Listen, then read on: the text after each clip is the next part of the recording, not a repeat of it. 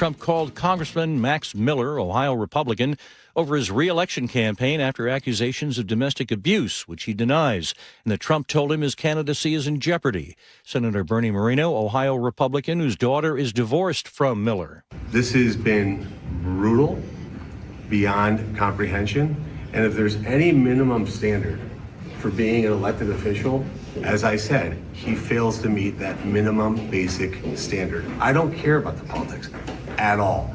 Oil prices are higher amid uncertainty over the Strait of Hormuz. Secretary of State Marco Rubio. Suffice it to say there's been progress made in those talks, but not finality yet. We're hoping that will happen very shortly. Acting Attorney General Todd Blanche was confirmed by the Senate Judiciary Committee today. Along party lines, the full Senate could vote on Saturday. Wall Street major indexes flirting with records. This is ABC News. Wall Street markets are rallying towards a record. Japan needs to adapt to new methods of warfare, like using artificial intelligence and drones that have been deployed in Ukraine and the Middle East, and to strengthen its defense industry, according to a statement from the Japanese government. Japan has started deploying long-range cruise missiles. Sharing his story, the man who confronted a gunman with his semi-automatic pistol during a mass shooting outside a fast food restaurant in Twin Falls, Idaho, Saturday. 35-year-old Jordan Salinas. My goal was to try to help as many people get home as possible, to be with their families, be with their friends. That was the entire goal. Salinas says he started training for a mass shooting after one 5 years ago at an Idaho mall. 3 people were killed last weekend, 7 others injured. Police say the gunman died at the scene from a self-inflicted gunshot. Chuck Sievertson, ABC News. A new concern for firefighters in Spokane. More on that coming up. But first, a check on your KIRO News Radio traffic. Linwood to Seattle, an easy 20-minute commute this afternoon. South 5 gets a little crowded from Northgate in the downtown, but you're doing the speed limit through most of this. North 5 gets crowded as you approach the West Seattle Bridge just past I-90, and a brief backup at 520. South 405, we're seeing some slowing between Factoria and Northeast 44th near the VMAC. Tacoma to Olympia, 35-minute drive. Seattle to Linwood at 20 minutes. This report brought to you by KIRO News Radio. KIRO News Radio, 97.3 FM, Northwest News. Now, the latest from KIRO News Radio and mynorthwest.com. Good afternoon, I'm Nate Connors. We're hearing from a Spokane teacher who lost her home to the wildfires. Kelsey Wilder tells G and Ursula she learned she'd lost everything while driving back from Seattle. Her principal sent her a picture of where her home once stood. It was just like looking through the walls, like as if it was just like invisible. All of like the things that it held just disintegrated. She's one of more than 700 people who've lost homes across Spokane County. Fire crews battling major wildfires in Spokane County are dealing with an unexpected problem in the skies, drones. Spokane County Sheriff John Knowles says, we have cases that we have referred to the FAA for $100,000 fines each. When a drone enters restricted airspace, helicopters and air tankers must immediately be grounded for safety reasons. Officials say every minute aircraft are sidelined gives the fires more time to spread. 2 drone operators have already been identified and had their cases referred to the FAA. Zillow says it's making some tough changes to prepare for the future. The Seattle-based company announced a reorganization that will see just over 500 employees leave their jobs. CEO Jeremy Waxman says the goal is to run more efficiently and put the right people in the right roles while continuing to expand Zillow's services for home buyers, sellers, and renters. Washington voters have until 8 o'clock tonight to cast their ballots in the state's primary election. Kendall Hodson, chief of staff at King County Elections, tells KIRO 7. Mail service has been pretty good this election. We've seen good delivery times, but we'd still recommend using a drop box, especially if you're out further in eastern King County, and really even anywhere today. Among the races drawing the most attention is the battle for the 3rd Congressional District, where Congresswoman Marie Gluesenkamp-Perez is seeking another term. Across the state, voters are selecting candidates for U.S. House seats, the legislature, and the Washington Supreme Court. He's one of Seattle's Mariners' 50 greatest players, and A-Rod says he expects to be booed when he takes part in the team's 50 seasons celebrations night. A-Rod tells Brock and Sock on 710 Seattle Sports. I guess there will be cheers because my family will be with me. It'll be at least a handful of people. And I'm going to tell them to cheer really loud so they can mute the other 45,000 that'll be booing out of their minds. Alex Rodriguez was booed by M's fans during his playing days after he left Seattle for a mega contract with the Texas Rangers in 2000. This Saturday, he'll be honored during a special pregame ceremony alongside other Mariners greats. And now your KIRO News Radio weather, 0% chance of rain for the next week, and it's going to get hot the next few days. 84 today, 88 tomorrow, 90 Thursday, 85 Friday. Mostly sunny with increasing wildfire smoke the next couple of days. Mostly sunny and 70 right now in downtown Seattle. I'm Nate Connors, KIRO News Radio. Your best source for local news, serving Western Washington and the world with the KIRO News Radio app. Always streaming live on your smart speakers. You're listening to KIRO News Radio, Northwest News. And now, it's time for the Jake and Spike Show on KIRO News Radio with your hosts, Jake Skorheim and Spike O'Neill. Welcome to the Jake and Spike Show, the Tuesday edition. I'm Spike O'Neill. Jake Skorheim is enjoying some time with family. Mike Lewis joining me today for the big show. Welcome, my friend. Spike, how you doing? I'm fabulous, thank you. It's good to have you here. We have a lot of stuff to talk about today, national stories, local stories, fires in eastern Washington. But I want to turn our attention right now to my dear friend Mike Lewis in the capacity of Seattle business owner. Mm-hmm. And a reason I hope you don't mind, I haven't had a chance to talk to you. I don't know if you had a chance to talk to the city since the shooting at Seattle Center, the gang-related mass shooting at Seattle Center, which I think it's now safe to call it. Yeah. Given what we do now know from the SPD's slow drip of information, it feels like, as we've gone through over a week now from that shooting. You own a small business on Lower Queen Anne, right? I do. You're very, very close to where that happened. Yeah, you could hear shots from your business. That close, right? So if I can take us all back just over 9 days ago now, shots ring out. You can hear them from your bar on Lower Queen Anne, and the crowd just dispersed in all directions. Did you guys? We heard so many stories of businesses that had people hunkering down, or even people that were leaving the center seeking a safe haven. Did you guys experience that at your place? Yeah, we did. We're fairly close. One of the major sort of avenues in Seattle Center to leave is toward our place, heading north out of the center toward Lower Queen Anne, on between Second North. You essentially end up connecting with Second North, gotcha. which is the one corner of our building. And we got a fair number of people in there. The funny thing is that when it happened, I got a text immediately that something was going on, and then the first early news reports came out, and it is, I don't know how many things in this sort of business that has become from a non-concern to a massive worry than something exactly like this. I mean, this was not something when we started 15 years ago. The Streamline's been around for about 80 years, but we've owned it for about 16. Not about 16 and plus some.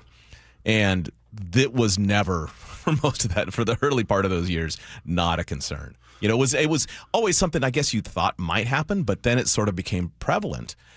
Here's the thing, early on, when you see the early reports are simply mass shooting and you don't know why. And of course people have been showing up there was a Berlin episode just that same a day prior. Yes. And we've all seen, I don't need to go through the litany of shootings that happen for a variety of reasons in this country.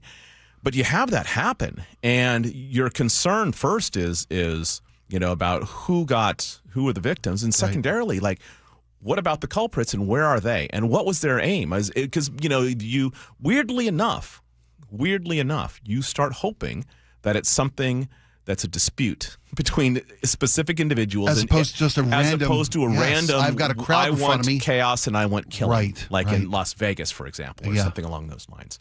And so that sort of information, the information was pretty slow in coming out.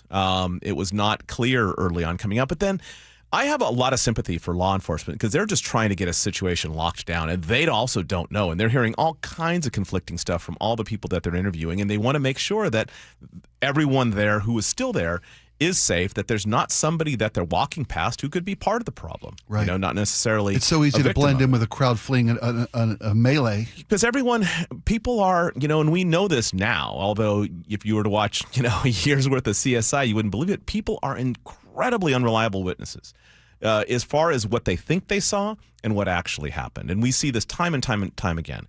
And in this particular case, I would imagine that the cops who showed up, the detectives who showed up after them, had all kinds of conflicting information about how many shots were fired and what happened. And so what we get in a business in that area is you get a bunch of people coming in who are saying all kinds of stuff. Some don't even know what happened. And early on, like everyone always says, they think it's fireworks, right? And then suddenly they realize that it's not. There was no clarity from folks, and we were happy to welcome them in. I mean, and the concern, sort of what you don't state to anyone there, is like, where are these people, and are they out there, and are they coming this way? And so, with regard to the people shooting, with regard to the people shooting, yeah. And so then the information started coming out. There still wasn't great information on the evening of. It started getting a little bit more clear the next day, and then you realize at some point when the repeated news reports comes out that it does look like a dispute, and and it's just the craziest thing that you get into this place where that provides relief, right? Even though people were killed and people who were not involved. Innocent bystanders lost their lives. Yeah, exactly. That is not anything that should be in any way considered a good thing. And yet, when you are on the experiential end of this, when you're a business that is close to a place that has all of these events, you get very concerned about, is this just sort of a broad attack on people that people don't like, the type of people who hang out in Seattle for a variety of reasons, and we don't need to get into those. Those sort of attacks do happen. And so you get in this panic, and then you realize, all right, it's a horrible, horrible situation. And it's awful when people carry a weapon into situations like this and then decide to use them. And we've got fairly young people involved. And, I don't have any faith in most young men's ability to resist impulse control of any sort, much less if they're armed and in a dispute. And this situation was just, terrible from the beginning. As a business owner, the only time you don't find relief in the fact that people died or that people got injured, the only thing that you find any sort of that you try to cling to is that this wasn't this was a personal dispute. And I think a lot of people feel it was a personal dispute that expanded beyond the personal dispute, but it was not somebody looking to sort of lay waste to an entire group of people because they had gathered there and they wanted to make that statement. Right, yeah, right? No, I hear you. Like you get with school shooters, the people who are imitating somebody else who did something like that. The tragedy in Las Vegas. Because those people are complete wild cards. They're impossible to account for. Now, first off, this is clearly still very raw with you. Yeah. And I really appreciate your being so candid about the way it felt as a business owner who's become all of a sudden a safe haven for people who have no idea what's going on. Right.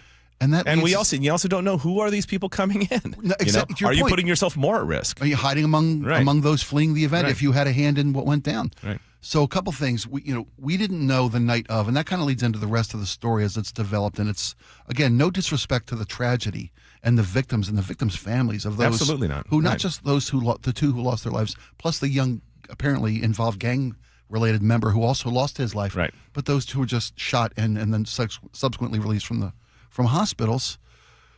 The mayor was the only announcement, which was erroneous and then corrected. Right. And then we waited till 11:30 or so to have any kind of public gathering statement to let the public know what was going on. Right. And the media, you said the media gave us our only accounts, and we were being withheld as the media, being withheld information. And then the next day, Chief Barnes comes out and says we have over 80 eyewitness accounts that are conflicting in nature of various points. We're looking for commonality, all these things. But to your point, you didn't know at the night who the police were looking for. Right. If that person was indeed maybe hiding in your bar. Right. Among the other people fleeing the problem. We still don't know who, any type of a description of a potential shooter. We don't know how many people. We don't know if the gunshot victim who self-checked in at the UW hospital Sunday evening was involved with this at all, because HIPAA laws prohibit the hospital from sharing information with law enforcement about who this shooting victim was, even though that's the law. Right. When someone comes in with a gunshot, that you report that to the police. Police didn't have a chance to interview this person, and he's in the wind. Now interim chief Sales says, we hope this person comes forward. We ask him to come forward. There's no ability to pursue that. I'm befuddled that what we still don't know a week plus after the fact. I agree, 100%. Luke, thank you so much. I know you hadn't spoke to the city, and I appreciate nothing for me to. No, there is because you are to the city. So many business owners that surround the Seattle Center found themselves in the exact position you were in, where you are a safe harbor. But I'm also a little different to the extent that I spent, 20 years prior to becoming a bar owner as a reporter. And I do understand, and I've covered events like this, and I do understand how difficult it is to put together information. I'm very sympathetic to the law enforcement end of this thing. I'm not sympathetic if they know stuff and don't tell you, especially stuff that could keep you safer. But these situations are very, very confusing. And you can, with the release of too much information, route concern the wrong direction, much less the right direction. So do you think that... And so I guess maybe I have the weight of too much No, that I've been on You've got a lot of hats to wear different sides of this issue. Yeah, but I am always critical when law enforcement doesn't provide clear information in situations where it knows that it can provide clear information. But I'm also very sympathetic to watching these situations and watching people get reported as potential suspects and then watching that have to be withdrawn. And then, sending an investigation that gets sent literally in the wrong direction. And so I'm being honest. I don't know what I would say to the city except what I just said now. I mean, it's a shame that... I would probably say that it's a shame that you don't have a police chief who lives in the town where they're the police chief. I mean, I think that's a problem. Do you think, though, that the city would have benefited from a police alert and maybe a text alert saying, look, there may be a potential gunman still at large in the community? Because we didn't know for 5 hours. Yeah, 100%. 100% that would have been great. I mean, and 100% it would have been great if, all of the retrenching of people who do this sort of work as journalists was not non-existent in this town. I mean, this event happens 15 years ago, and there's a whole bunch more information available and a whole bunch more outlets, setting police aside. And that doesn't happen anymore either. I mean, we are in situations like this because of the lack of releasing information sometimes by people in authority, the poor coordination with the mayor's office, the lack of people who are actually the reporters who respond to this stuff. I mean, in this town right now, we're flying blind frequently. From a media coverage perspective? Because that early media coverage has served as that warning. Right, it has served. In the bar, you said the only updates you got were from the media, Seattle Times, right, Seattle Times or television. Right. That was it. We weren't getting them from anyone else. And I'm not saying that they're like socially responsible for doing that. I am saying that they're very important for doing that. And when you don't have it coming from the city and you don't have it coming from law enforcement, and again, I want to reiterate, I am very sympathetic to law enforcement in this because those are very difficult things to untangle. But it feels to me like because the problems at the top of, at least that used to exist at the top of from a leadership perspective, who I don't think was a bad chief, but the idea that you're not fully engaged with your department in some weird way because of logistics and because of other things that were agreed to early on in the hiring with regard to travel, personal and business related for the former chief. Yeah, completely. I mean, that seemed like too big of a city to have that sort of stuff going on. And then we had the fallout early last week with the resign or you're fired. Then the chief telling people in his chain of command, I've been fired. Next day, the mayor not acknowledging that when spoken to directly by members of the black community. Right. Later that day, we find out the chief has resigned. And in the aftermath of that, we find out so many things about Chief Sean Barnes that we weren't really privy to as a public with regard to his absences. We didn't know how frequent those were. Right. The various Luke Ducey joins us now because you've done some reporting on some of the things we have come since to know about then Chief Sean Barnes with regard to his personal finances, personal struggles, he and his wife, and things that when the mayor said I asked for the chief's resignation because I have a window in the Seattle Police Department, this may have been what she's referring to. Give folks the details. Yeah, well, you're touching on that Barnes and his wife, according to government records, owe more than $86,000 to the IRS, and they have a lien on all their properties. But to the point that you all were just talking about and getting information from city officials, let's just label all of them, right? The mayor, in her press conference Friday that she had, the last one she had on this topic, she never spelled out the exact reason for when she was asked for Chief Barnes' resignation. During that conference, she was introducing interim chief Andre Sales, and perhaps, though, we can infer why she asked for Barnes' resignation based on what she's looking for in a new chief. I mean, kind of read between the lines here. Someone who can earn the respect of the police force, she said, and she's looking for someone who can lead any cultural changes in the department, but also these things as well. Someone who can practice clear communication in stressful situations. Someone who is consistently present in Seattle, keeping travel to an appropriate minimum. Someone who can navigate the inevitable criticism that comes with this job. For a chief who moves in strong partnership with our accountability agencies to ensure effective policing in our city. So she's kind of referencing the delay in getting information out to the public that day, right, Check on this gang-related mass shooting. That Sean Barnes, she's alluding to his travel. He was in Dallas the day of the shooting and has traveled some 45 days between April and late July. Check that box. According to records. And she mentioned accountability. I mean, could it be that, again, according to these government records about that IRS lien on all properties owned by Barnes and his wife, they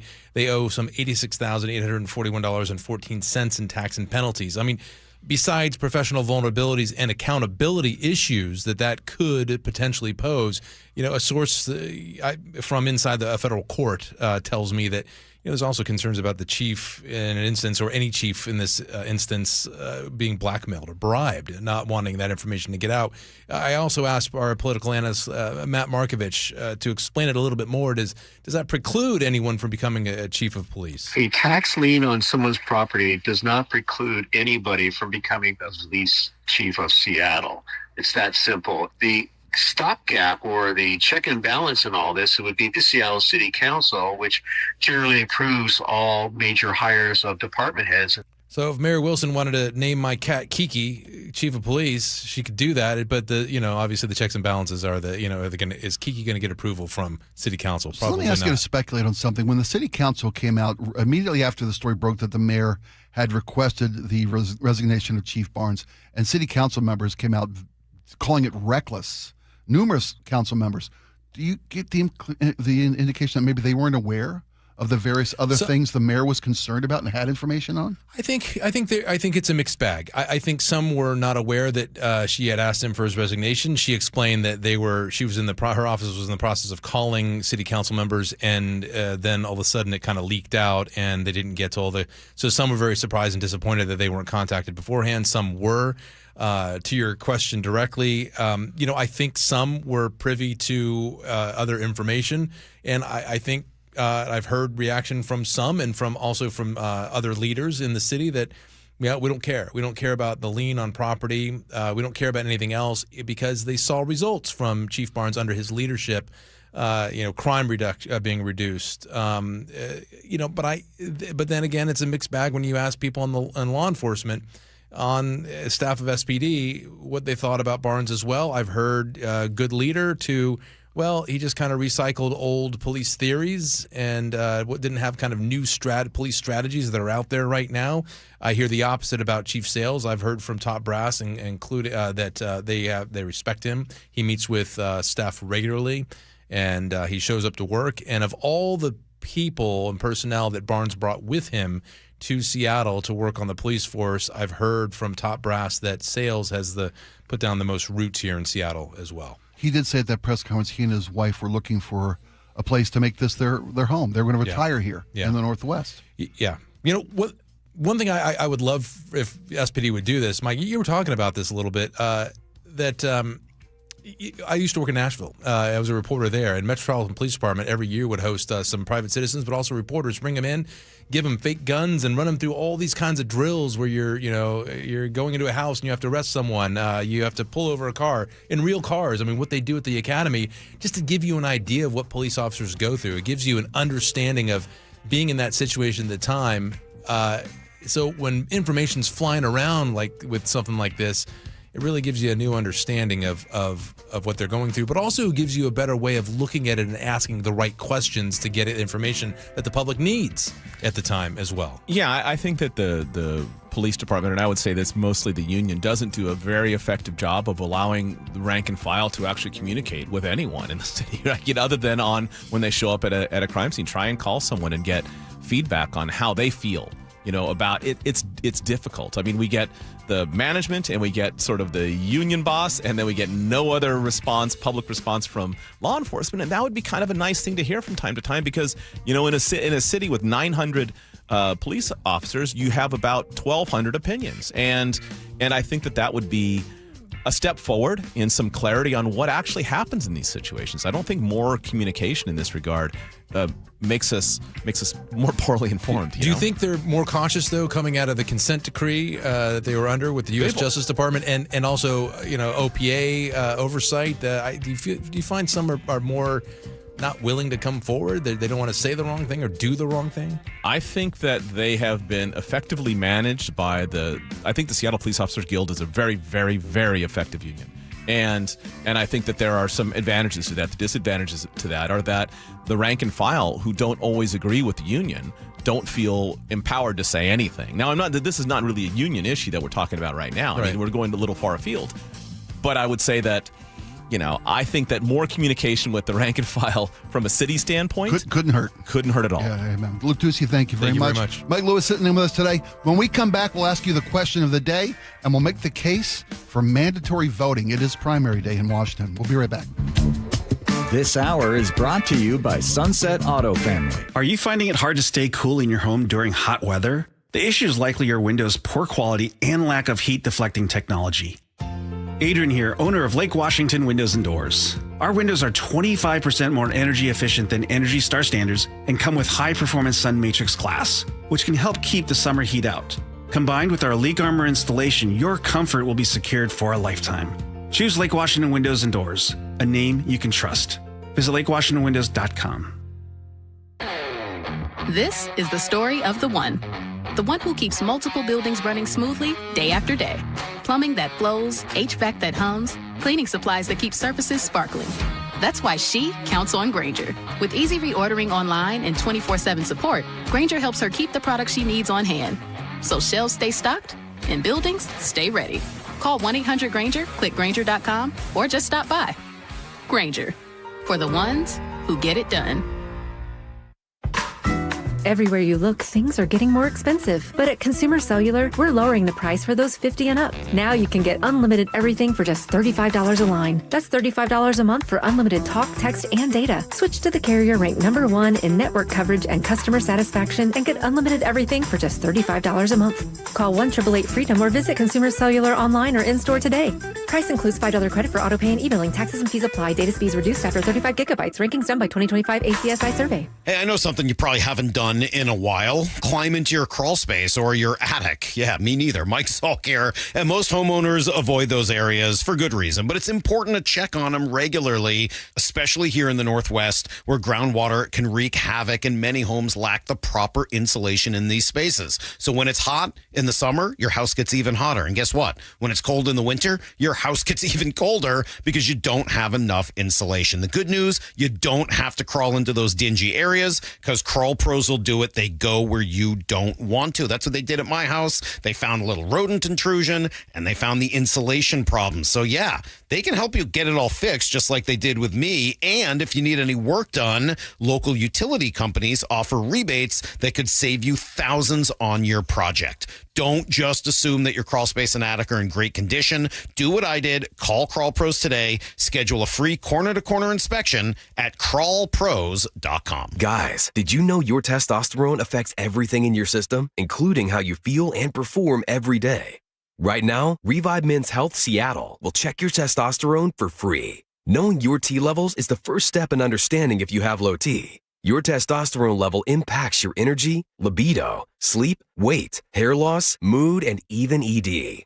Maintaining an appropriate T level can change your whole life. Most men start to see changes in their hormone levels in their 30s. Experience and results matter. So what are you waiting for? Get your T levels checked today by local, experienced, and trusted men's health experts. They've helped thousands of men since 2011. They're so confident they can help you, they even guarantee it. Call Revive today and schedule your free testosterone test, free exam, and free consultation. Call Revive Men's Health at 206-529-1111. That's 206-529-1111. Or visit ReviveMen'sHealth.com. KIRO News Radio 97.3 FM welcomes a brand new voice to your weekends. Introducing Inside Out with Tammy Michaels, the Pacific Northwest's lifestyle and home improvement expert. With over 25 years of interior design experience and a contractor's license, Tammy brings the know-how to help you create fresh spaces for happy faces. Design trends, DIY how-tos, innovative products, pet tips, and more. Inside Out with Tammy Michaels. Premiering Saturday, August 8th, 2 to 3 p.m. on KIRO News Radio. Is your car's AC blowing warm air? Don't sweat it. Right now, save $50 on any AC service at Bucky's Complete Auto Repair. Honest pricing, guaranteed work, 16 family-owned locations, and no appointment needed. Stay cool this summer. Bucky's.com. Don't miss the Mariners 50-season celebration night, August 8th, presented by Daktronics. Witness the most iconic gathering of Mariners greats in franchise history as the top 50 players are unveiled at T-Mobile Park. Get your tickets at mariners.com. You're in charge of ordering boxes. Small boxes, really big boxes. You're in charge of tape, labels, mailers, bubble wrap, extra bubble wrap, just for fun. You're in charge of warehouse cleaning and safety supplies. Good thing there's Uline. Thousands of quality products for your business and warehouse needs, always in stock, ready to ship same day, and backed by Uline's legendary 24/7 customer service. Uline makes it easy because you already do enough. Uline, we warehouse for you. Nothing worse than clutter. With Closets by Design, everything will finally have its place. 40% off plus an additional 15% off and 18 months 0% financing on approved credit if paid in full. Closet.byDesign.com or call 1-800-BY-DESIGN. KIRO News Radio 97.3 FM Northwest News. Now, the latest from KIRO News Radio and MyNorthwest.com. Good afternoon. I'm Nate Connors. As wildfires continue to devastate Spokane, Washington's Secretary of State Steve Hobbs is encouraging residents to support wildfire relief efforts. Hobbs told the G and Ursula show his office has activated its disaster relief center. These are verified charities. Because unfortunately, during disasters, sometimes people like to scam people out of money. It's just so sad taking advantage of a disaster like that. But I would encourage people to go there because these are verified charities. Governor Bob Ferguson has declared a statewide wildfire emergency and issued a burn ban through September 13th. A group of Seattle's largest sports venues, festivals, and tourist attractions are pressuring Mayor Katie Wilson to reactivate more than 20 police surveillance cameras. KIRO News Radio's Luke Ducey reports the group also wants to expand cameras at Seattle Center after the recent gang-related mass shooting at the Bite of Seattle. Some big names now pressuring the mayor. Seafair, Climate Pledge Arena, the Seattle Storm, the Space Needle, Chihuly Garden and Glass, and more. Jennifer Lemaster, CEO of the Seattle Convention Center, tells KIRO 7 TV. At this point in time, we think it's very important that the city do both protect privacy and public safety, and we can do both. Wilson has deactivated some 22 CCTV cameras in Pioneer Square in the Stadium District, citing privacy concerns that federal agents might use the footage. City Council member Bob Kettle has called the move illegal after they passed an ordinance to expand and use those cameras. Luke Ducey, KIRO News Radio. Well, tonight is the perfect time to get outside and meet your neighbors. Communities across Washington and the entire country are celebrating National Night Out. The annual event focuses on building strong relationships between neighborhoods and local law enforcement. You can expect to see block parties, cookouts, and festivals happening all over our area.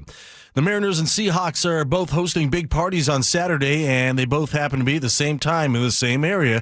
The Mariners' 50th season celebration and Hawks Fan Fest are both Saturday evening at T-Mobile Park and Lumen Field. The Seattle Department of Transportation will be working behind the scenes to keep the traffic flowing, but SDOT's Ethan Burgesson says it's going to be busy. What it means for the Department of Transportation is that we're just being extra vigilant to do what we can to help keep traffic moving as efficiently as possible. Now, I'll be honest, there will be traffic congestion, but we are working behind the scenes to do what we can. Light rail will likely be your best way to get to these events.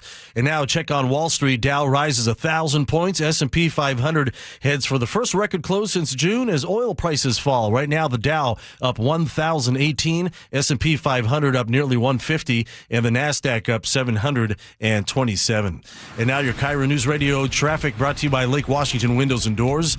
South 5, we're crowded between Northgate and downtown. Nothing heavy. Linwood to Seattle will take you 20 minutes, which is right on cue.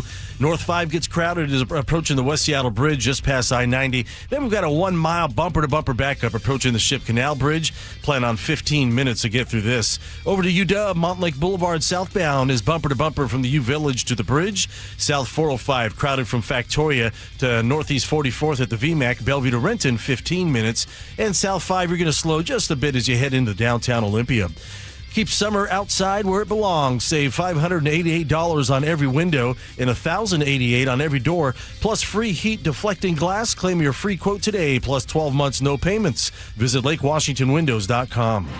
Mostly sunny right on through the weekend with an air quality alert in effect through Wednesday at 5 p.m. with increasing smoke from the wildfires. We'll crank up the heat here.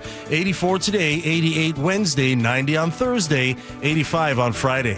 Smoke up there in the high atmosphere, otherwise mostly sunny and 70 in downtown Seattle. I'm Nate Connors, KIRO News Radio. Your best source for local news. You're listening to KIRO News Radio, Northwest News.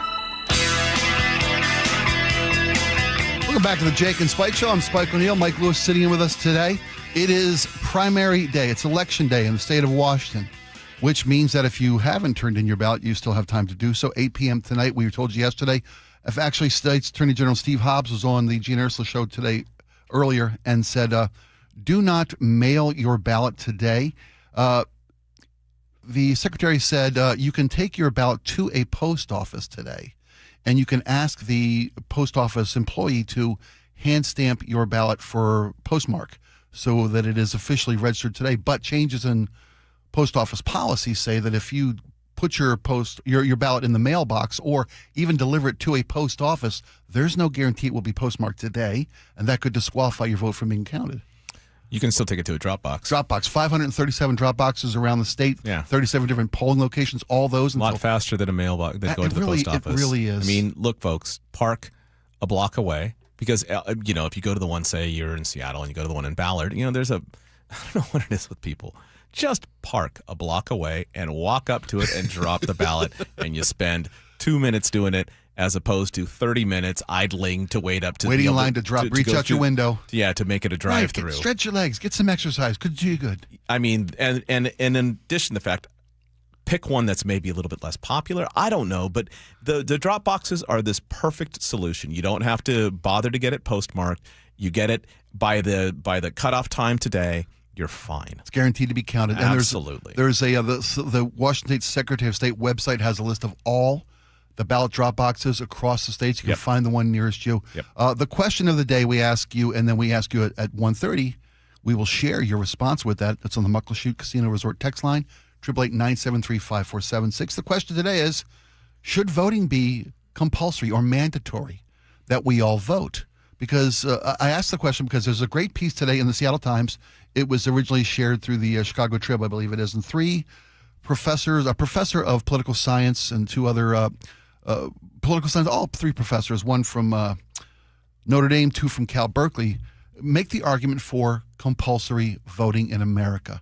We have historically embarrassingly low turnouts from voters. It averages less than 40% of Americans take part in our elections. The numbers drop even further when it comes to these off-year elections, these midterm elections, and primaries even more so.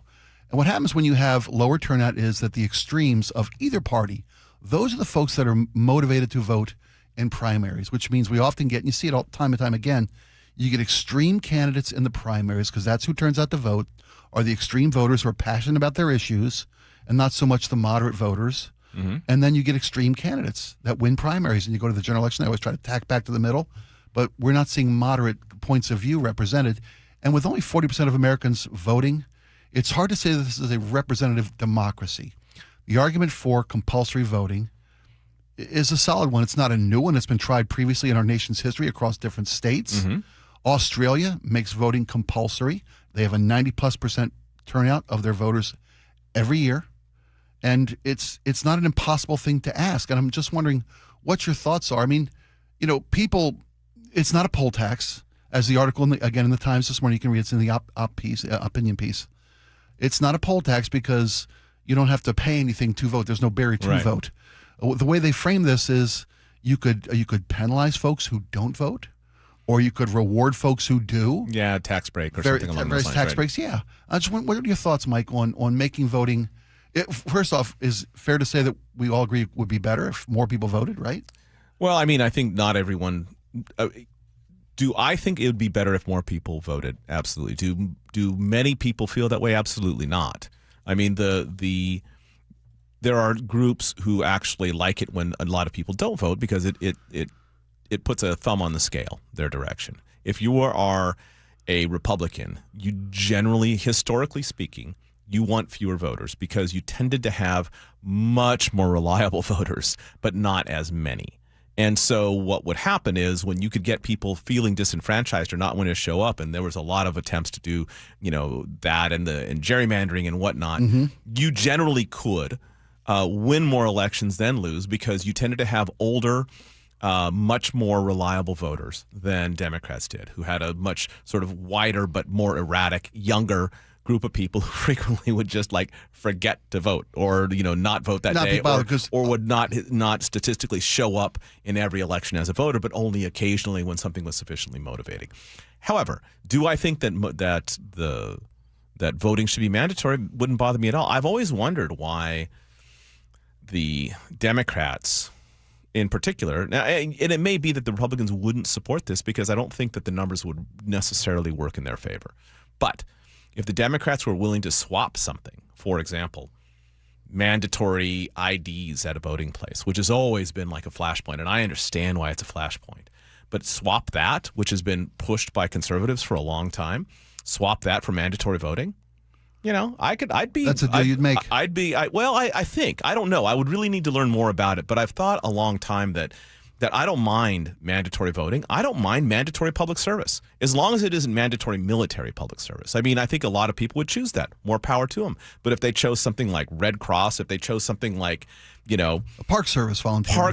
Volunteer, if they chose something like being a teaching aide or a teacher in a school that needs teachers, there's a variety of things we could do. But having people when they are 19, and we all know what idiots we are when we're 19. Spending another year or two doing something else than going to college, and maybe going to college when you're actually prepared to be in college is not a bad. Or, and colleges do deferred enrollment. If we actually had that structurally, that you had to do public service as well as mandatory voting, totally fine with that. I would be absolutely cool with that. You think there's anything to the argument that my vote doesn't really matter? Like, say you're a Republican voter in the state of Washington. Well, your lack of a vote never matters. I'll say that. You could put that. You could say that's 100% true. All right, folks. It's voting day again. It's election day. It's primary day in Washington. If you still have your ballot, use the drop boxes. Use the drop box. Make sure your vote counts and your voice is heard. That's what makes us who we are as Americans. When we come back, we have a story of research that's found an interesting funding mechanism. It's important work to do, and you'll be surprised how they're trying to raise money for this important research center at UCLA. It's the Jake and Spike Show with Mike Lewis. We'll be right back.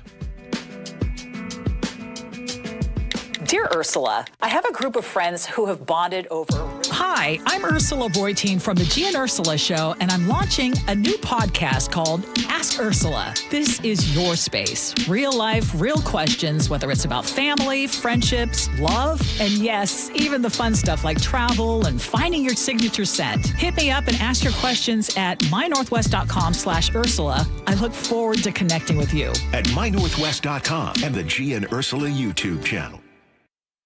Hi, Spike O'Neill here for Ageless Living. Recently had the opportunity to do an event at an ageless living facility in Ballard. And I got to tell you, the people I met, the place I saw is not to be, it can't be compared with anywhere else. Ageless Living has been ranked #1 senior living community in America for 2025. That's by Seniorly magazine. They reviewed over 1 million reviews of 60,000 communities nationwide, and they ranked Aegis #1 in the country. We're talking about luxury communities, resort-style amenities, chef-prepared meals, the kind of care that your family or your loved ones, even you, deserve. Go to an Ageless Living center near you today and take a look. Go to agelessliving.com/spike to schedule a visit. Hey, Jake Skorheim here. There's been a rash of reports of fake contractors ripping homeowners off for roof replacements and other jobs. That's why it is so important to know the company coming to your home. And that's why I put my name behind Valentine Roofing. Every customer can expect the Valentine experience. That's seamless communication, meticulous cleanup, and extra mile service. So if you think your roof is on its last legs, if you want to beat the rain and beat the mad rush, Valentine Roofing is now offering priority scheduling for your roof replacement. That means when you call Valentine Roofing today, they can get your job started within 3 weeks of signing the agreement. And they make the process so simple. You can expect an estimate with transparent pricing and options that fit your needs in about an hour. Since 2008, thousands of Western Washington homeowners like me have chosen Valentine Roofing for their roofing needs, and you can trust them too. So call 206 Roofing to schedule your free estimate. That's 206 Roofing. And remember, when you see the red Valentine van, you know your home is in good hands. Finding great candidates to hire can be like, well, trying to find a needle in a haystack, but not with ZipRecruiter. Its powerful technology actively finds and invites qualified candidates to apply to your job. So while other companies might deliver a lot of hay, ZipRecruiter finds you the needle in the haystack. See why 4 out of 5 employers who post a job on ZipRecruiter get a quality candidate within the first day. Try ZipRecruiter for free at ZipRecruiter.com/free. That's ZipRecruiter.com/free. ZipRecruiter. When you see this in your kitchen, The stainless steel fridge is covered in fingerprints. you hear this. Leslie, people are going to think you were raised in a barn or by wolves, or raised in a barn by wolves. Fortunately, Wyman Stainless Steel 3-in-1 cleans, shines, and protects to give you the best shine. A spray and a wipe will have your fridge shining like a mirror. Wow, my fridge looks brand new. Your fridge looks amazing, Leslie. Sorry, I was being a little dramatic earlier.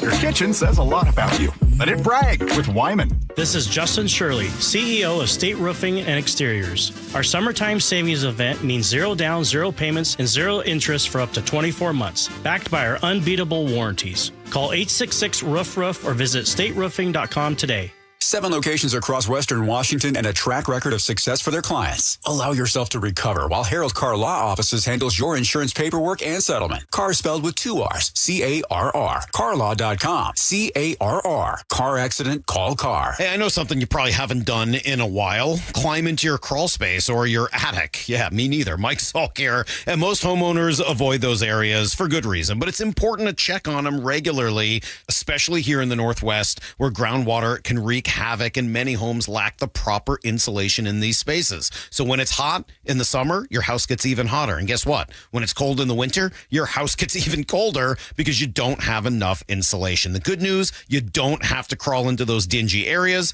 because Crawl Pros will do it. They go where you don't want to. That's what they did at my house. They found a little rodent intrusion and they found the insulation problem. So yeah, they can help you get it all fixed just like they did with me. And if you need any work done, local utility companies offer rebates that could save you thousands on your project. Don't just assume that your crawl space and attic are in great condition. Do what I did. Call Crawl Pros today. Schedule a free corner-to-corner inspection at crawlpros.com. I like it hot. Beg your pardon? Can you make it hot for me, Dan? I think so. Half heated ain't hot enough. No. That's why I called you. Apollo Plumbing. Yeah, my sorry old water heater. Oh. Ain't getting me the hots anymore. You want hot water. That's what I said. That's what we do at Apollo Plumbing. And you're ready? Right now. When can you? How about today? Same day? We'll have you in hot water tonight. Clever. How about an upgrade? A tankless water heater would mean endless hot water. Now you're cooking. That's just for starters. Starters? How about we make it a worry-free water heater? Worry-free? Wrenchie's worry-free warranty. Which covers? Repair, service, all included. And when it wears out? Apollo replaces it. No extra charge? Nothing. Nil? Nada. As an Apollo A-list member, you're covered. And payments? To fit your budget with approved credit, of course. And I'm hot again. Worry-free. That's for me. We're on our way. Thanks for making it hot. We're ApolloPlumbing.com. Ready to get rid of that old car? Donate it today at carsforkids.org. Your car can be picked up as soon as tomorrow. Call 1-877-CARS4KIDS to donate your car today. That's Cars with a K. Welcome back, everybody. It's the Jake and Spike Show. I'm Spike O'Neill with Mike Lewis. You know, regardless of whether you feel that the cuts to research by the federal government is a good thing or a bad thing, it's undeniable that researchers at major universities have lost funding in the last year, 2 years, 3 years. A lot of researchers are having to end their research, and a lot of great work is being just cut short. But there's a group at UCLA that has found alternate financing. At least they're pursuing alternate financing with regard to their behavioral and psychological ecology. This is great. Behavioral and psychological ecological studies. Thank you very much. We're talking about marmots. If you're not familiar with a marmot, oh, by the way, if you're not watching our YouTube channel, the Jake and Spike Show YouTube channels, you can't enjoy the visual aspect of our show that we share with you on a daily basis. If you don't have the KIRO app, it makes it even harder to find that. And you're going to miss out on this because this story about marmot research, talking doesn't do it justice. These are adorable little creatures. The researchers at UCLA have had to find creative mechanisms to finance their research given the federal cuts.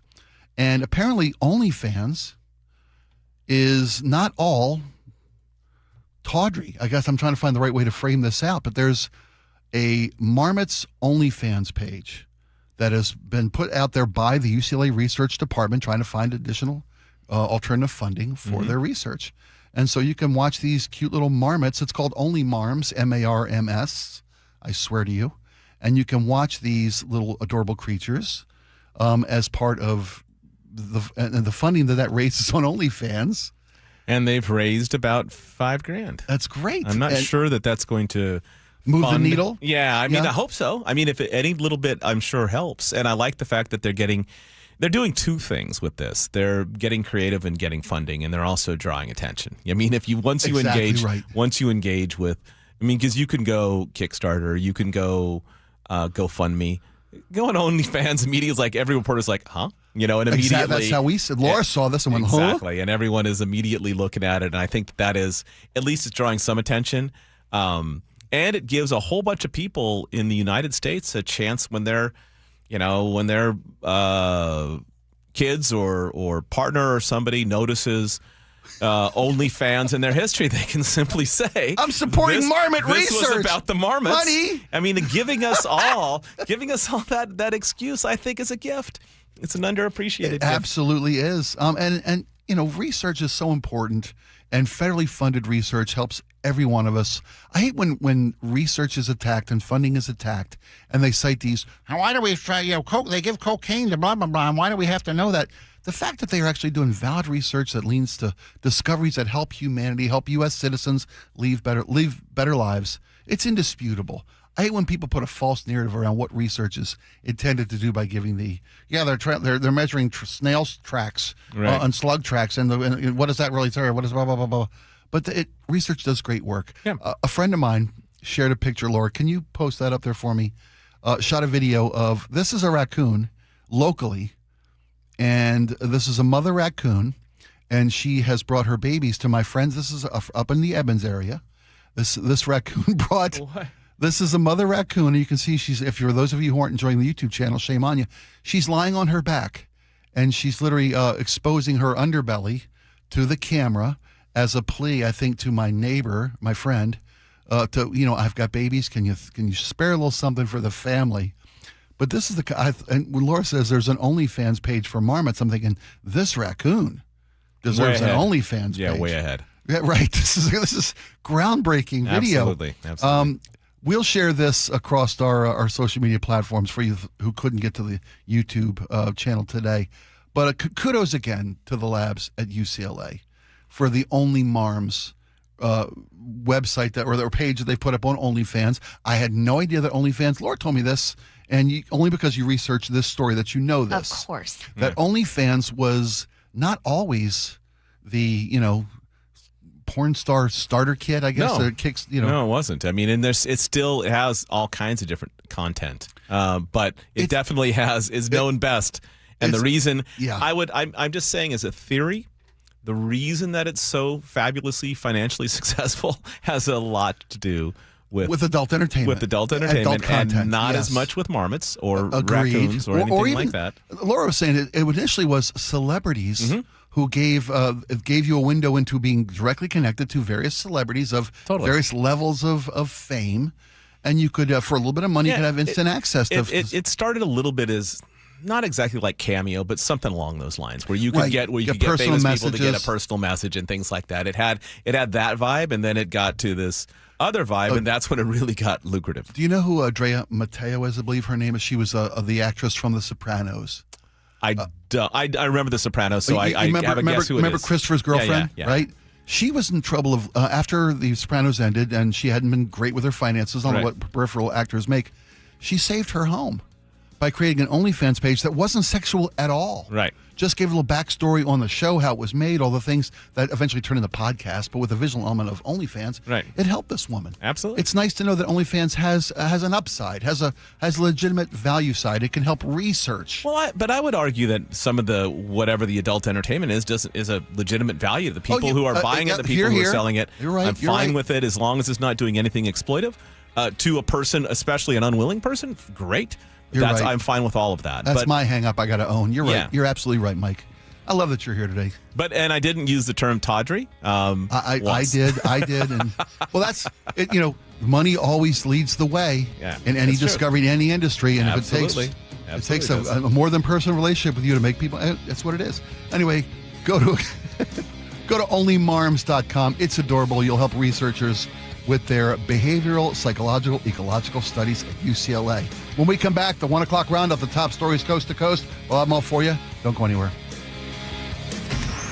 Choke Points with Chris Sullivan. With Choke Points, we try to answer listeners' questions. It can be as simple as a neighborhood stop sign, or it can be as big as the budget for transportation. I don't care. I'll find the answer for you. It's really easy to get a hold of me at mynorthwest.com. We have a direct link there that gets right to me. You can also do it in the app. You can hit me up on the text line. Choke Points, presented by Carter Subaru. Tuesdays and Thursdays on KIRO Newsradio 97.3 FM. Eric Johnson here. I spent the past 30 years working to help make our community better informed, better protected when it comes to consumer issues, and better equipped to take on whatever life throws at us. That's why I love the free Washington Accident book series from Davis Law Group. These books keep us better informed about the law, better able to protect ourselves on and off the road, and better off when all is said and done after an accident. Chris Davis didn't have to write these books. He did it because he saw a need. People who were in accidents or other legal situations didn't know what to do, what pictures to take, documents to request. Only a tiny fraction of the people who get these free books will ever become clients of Davis Law Group, but that's not the point. Chris wrote them because it was the right thing to do. The free Washington Accident book series is a must-have for drivers who want to be prepared for whatever the road might throw at them. Get yours at WashingtonAccidentBooks.com. If your water heater's failing or running out too fast, we've got CM Heating's Comfort as a Service program. Get a new system starting at just $44.99 a month with lifetime repairs and maintenance included. Book your free estimate today at cmheating.com. License number CMHEAHL 750LP. Sleep Number's new collections are designed to adapt to the changing nature of your life and your sleep needs. Whether it's the personalized comfort of the Comfort Mode mattress, the targeted pressure relief of the Comfort Next mattress, or the Climate Collection that actively cools or warms to help you fall asleep and stay asleep. And now, get early access to our biggest sale of the year. Save 25% on the new Comfort Next Luxe for a limited time. Only at a Sleep Number store or sleepnumber.com. And Doug. Hot dog! Get your hot dog! Customize and save with Liberty Mutual. Hey, what are you doing? I like your method. Direct, to the point. A little loud, but... Listen, people don't buy car insurance the same way they do hot dogs. Not yet, but both are customizable. Popcorn! Get your popcorn! Hey, this is a hot dog area. And customize and save area. Get a quote at libertymutual.com or with your local agent. Liberty, liberty, liberty, liberty. KIRO Newsradio 97.3 FM welcomes a brand new voice to your weekends. Introducing Inside Out with Tammy Michaels, the Pacific Northwest lifestyle and home improvement expert. With over 25 years of interior design experience and a contractor's license, Tammy brings the know-how to help you create fresh spaces for happy faces. Design trends, DIY how-tos, innovative products, pet tips, and more. Inside Out with Tammy Michaels. Premiering Saturday, August 8th, 2 to 3 p.m. on KIRO News Radio. If you're over 62 and the rising cost of living is putting pressure on your budget, listen carefully. I'm Steve Teitler, owner of Best Mortgage. I hear from seniors all the time who love their home, want to stay in it, but are worried about how far their money will go. Property taxes are up, insurance is up, monthly bills keep rising, and some of them still have a mortgage payment. A reverse mortgage could help by eliminating that mortgage payment, paying off debts, and giving you more room in your monthly budget. Now, let me say this, it's not right for everyone, but for the right person, it can make a real difference. When you call Best Mortgage, you work directly with me for a free consultation. I'll explain how it works, answer your questions, and tell you honestly whether it fits your needs. If you're 62 or older and want to learn more about staying in your home with less financial stress, call me today. 425-649-6000. Best Mortgage. Honest advice you can trust. 425-649-6000. Looking for the best deal on a new home? Discover the D.R. Horton Home of the Week. With new home communities from Lacey to Stanwood, D.R. Horton has the right home for the best value. Visit drhorton.com. D.R. Horton, America's builder, an equal housing opportunity builder. Hair Volume from New Nordic will make your hair look thick and healthy. Hair Volume is available online at Amazon and newnordicusa.com or in the hair care aisle at your local CVS. ABC News, I'm Chuck Sievertson. Bails $1 million for a man arrested for allegedly starting the largest of the 3 wildfires in Spokane, Washington, that destroyed hundreds of buildings and forced tens of thousands of people from their homes. Sources tell ABC News that President Trump called Congressman Max Miller, Ohio Republican, telling him his re-election campaign's in jeopardy. Miller denying accusations of domestic abuse. Ohio Senator Bernie Moreno, ex-father-in-law of Miller's, wants Miller to resign. This is truly the 7th level of hell. This has been a horrific experience for my entire family. My daughter specifically did not want this to be out in the public. Acting Attorney General Todd Blanche has been confirmed by the Senate Judiciary Committee. At least 7 Republican senators previously expressed concerns about his nomination. Blanche can only afford to lose 2 Republican votes in the full Senate vote ahead. This is ABC News. Sharing his story, the man who confronted a gunman with his semi-automatic pistol during a mass shooting outside a fast food restaurant in Twin Falls, Idaho, Saturday. 35-year-old Jordan Salinas says his goal was to help as many people survive and get home. Talking about the gunman, he seemed unusually comfortable aiming that rifle at those cars, and then as soon as some rounds started coming at him, everything changed. Salinas says he started training for a mass shooting after one 5 years ago at an Idaho mall. 3 people were killed last weekend, 7 others injured. Police say the gunman died at the scene from a self-inflicted gunshot.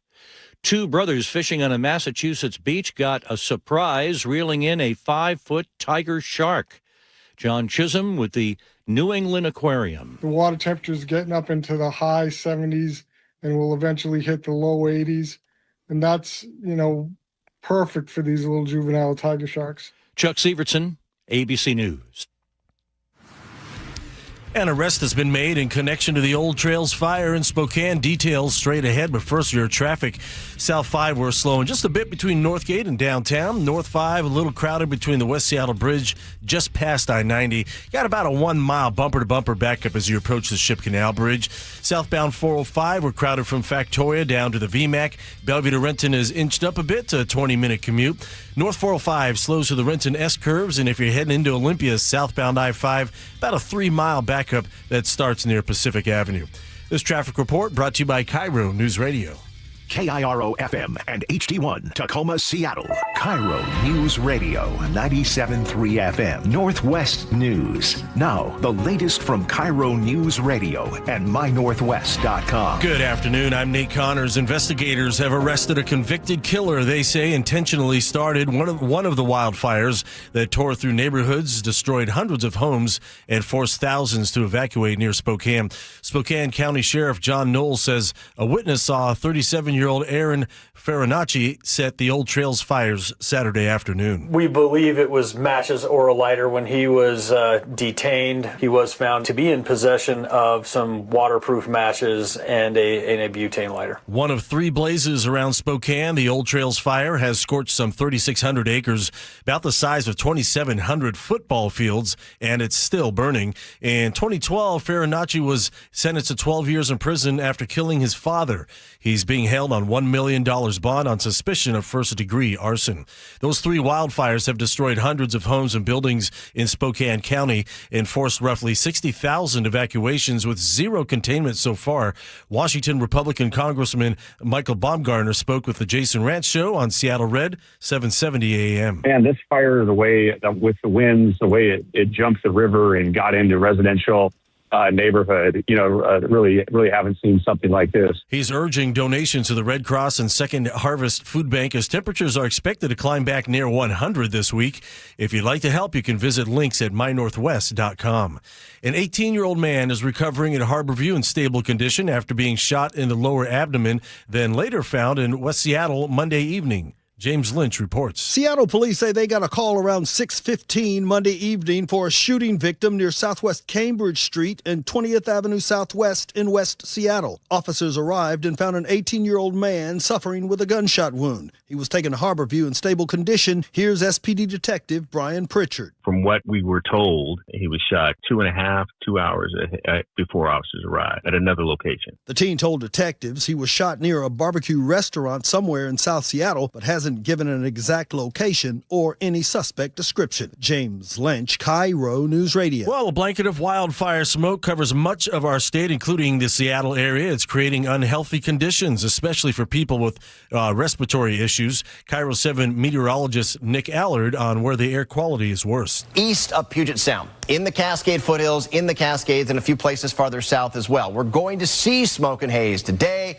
We're going to see smoke and haze tomorrow. They think that smoke and haze turns off tomorrow night, and our wind direction slowly comes from the other way overnight Wednesday and especially during the day Thursday. Air quality alerts are issued all around Puget Sound until 5 p.m. Thursday. And now let's get a check on that forecast. Mostly sunny and 84 this afternoon, sunny and 88 tomorrow, sunny and 90 Thursday, sunny and 85 Friday. Hazy conditions with that smoke getting thicker in downtown. 75 right now here in Seattle. I'm Nate Connors, KIRO News Radio. Your best source for local news, serving Western Washington and the world with a KIRO Newsradio app. Always streaming live on your smart speakers. You're listening to KIRO Newsradio, Northwest News. And now, it's time for the Jake and Spike Show on KIRO News Radio. With your hosts, Jake Skorheim and Spike O'Neill. Welcome back to the Jake and Spike Show. I'm Spike O'Neill. Mike Lewis sitting in for Jake Skorheim today. I want to remind you of today's question of the day. We will get your answers and run them back for everybody at 1:30. You can text the Muckleshoot Casino Resort text line, 888-973-5476. Should voting be mandatory, compulsory in America? Would the nation benefit from requiring everyone to at least show up? You can drop in an empty ballot if you like to, but just show up to vote. And would we be better off for that? What are the pros and cons? Love to hear your take on that. The top roundup stories of the day we're going to get to now, coast to coast, so you don't have to miss a thing. It's election day. It's primary election day in 5 states right now across the nation. It's going to be Washington, Virginia, Missouri, Michigan, and one more that's skipping my mind, but we'll get to that. It's a national referendum on change. I think there's big talk in Michigan. There are a couple of Senate candidates running, as well as so many Democratic Socialist of America candidates. We have 2 mayoral races and 7 House representative races that have a DSA candidate on the ballot. One of the races there's a divide in the Democratic Party, a house torn asunder. I've seen all the coverage this week about more moderate or traditional Democrats and these self-proclaimed Democratic Socialist candidates. Do you think, Mike, that there's a inflection point of change in the Democratic Party, similar to what the Tea Party did for the Republicans and conservative movement almost 20 years ago? It's hard to say because the evidence right now is that it's pretty mixed bag. You've got an over-indexing on New York and Seattle as far as Democratic Socialist ability to get elected for the mayors of both of those towns. Yeah, Mondami and Katie Wilson. The other winners at this point are potential primary winners, not general election winners. And so I think the general election is going to do a lot more in determining whether or not there's a momentum here and how and which voters actually do end up showing up. And I would say that the Republicans are waiting for the same thing. The president has been much more effective at primary endorsements, which again have a much more have candidates that tend to come from the polar end of the parties more than it does from the middle ground. And so he's been very, very effective this year at his endorsements getting through. Not necessarily, we haven't seen evidence that his endorsements are going to get through the general. And in some cases, those are very, very too close to call. I think it's too early to say anything. I mean, and it seems like in every election over at least the past, 12 years, 3 big cycles, I think it's been we've had a lot of conflicting information on what matters and what doesn't. And we'll see again this year, but I don't know what you can draw from this at this point. I really don't. I don't think the data does indicate that certainly the more polarized candidates can get through a primary. All right, then what? And if you end up with two candidates on both ends, it's going to be we're going to have a couple of cases like in Michigan that are going to be, worth watching. We're talking about the Senate race in Michigan. Yeah. I think it's Haley Stevens and El Said, if I'm not mistaken. Yeah. It was funny, the El Said, the more moderate candidate, who was, I believe, the state's human health services director for Michigan, said, he has a nice op-ed piece today, says, I am not a socialist. I won't be painted with the socialist label. The socialist label and the Democratic socialist label, the communist label, coming out from the president's mouth and all the way down the line, all the way down the food chain. It's effective. It's not necessarily true for some, but it's very effective. Yeah. So moving on to the second story of our roundup, 1 o'clock roundup, I want to talk about Attorney General, interim Attorney General, acting Attorney General. The labels are so hard to keep straight.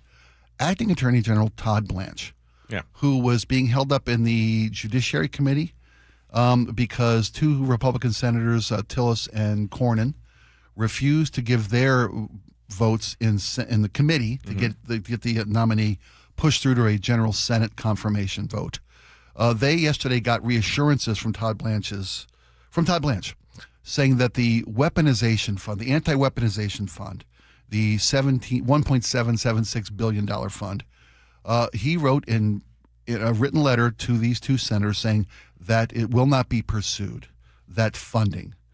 And that was enough for them to give their vote. I think it was a 12-2 vote in the committee to move Blanche out through to the General Senate for a confirmation vote. And I just wonder, I would love to get your thoughts on the letter of capitulation to the senators saying that the reparations, if you will, or the anti-weaponization fund is dead, was enough for those two senators. But opponents of this nomination, critics of that letter, say it doesn't do a number of things. It doesn't permanently kill the weaponization fund, that the Department of Justice could tomorrow institute it again and bring it back up, that the president could sue to reinstate that weaponization fund. Yeah. It also doesn't address the letter of immunity that the Trump organization and family were given as part of that settlement, that the Trump organization and Trump family members can't be audited by the IRS. They did, though, in yesterday's written agreement from Todd Blanche to those two senators. They did say that it does limit the scope of that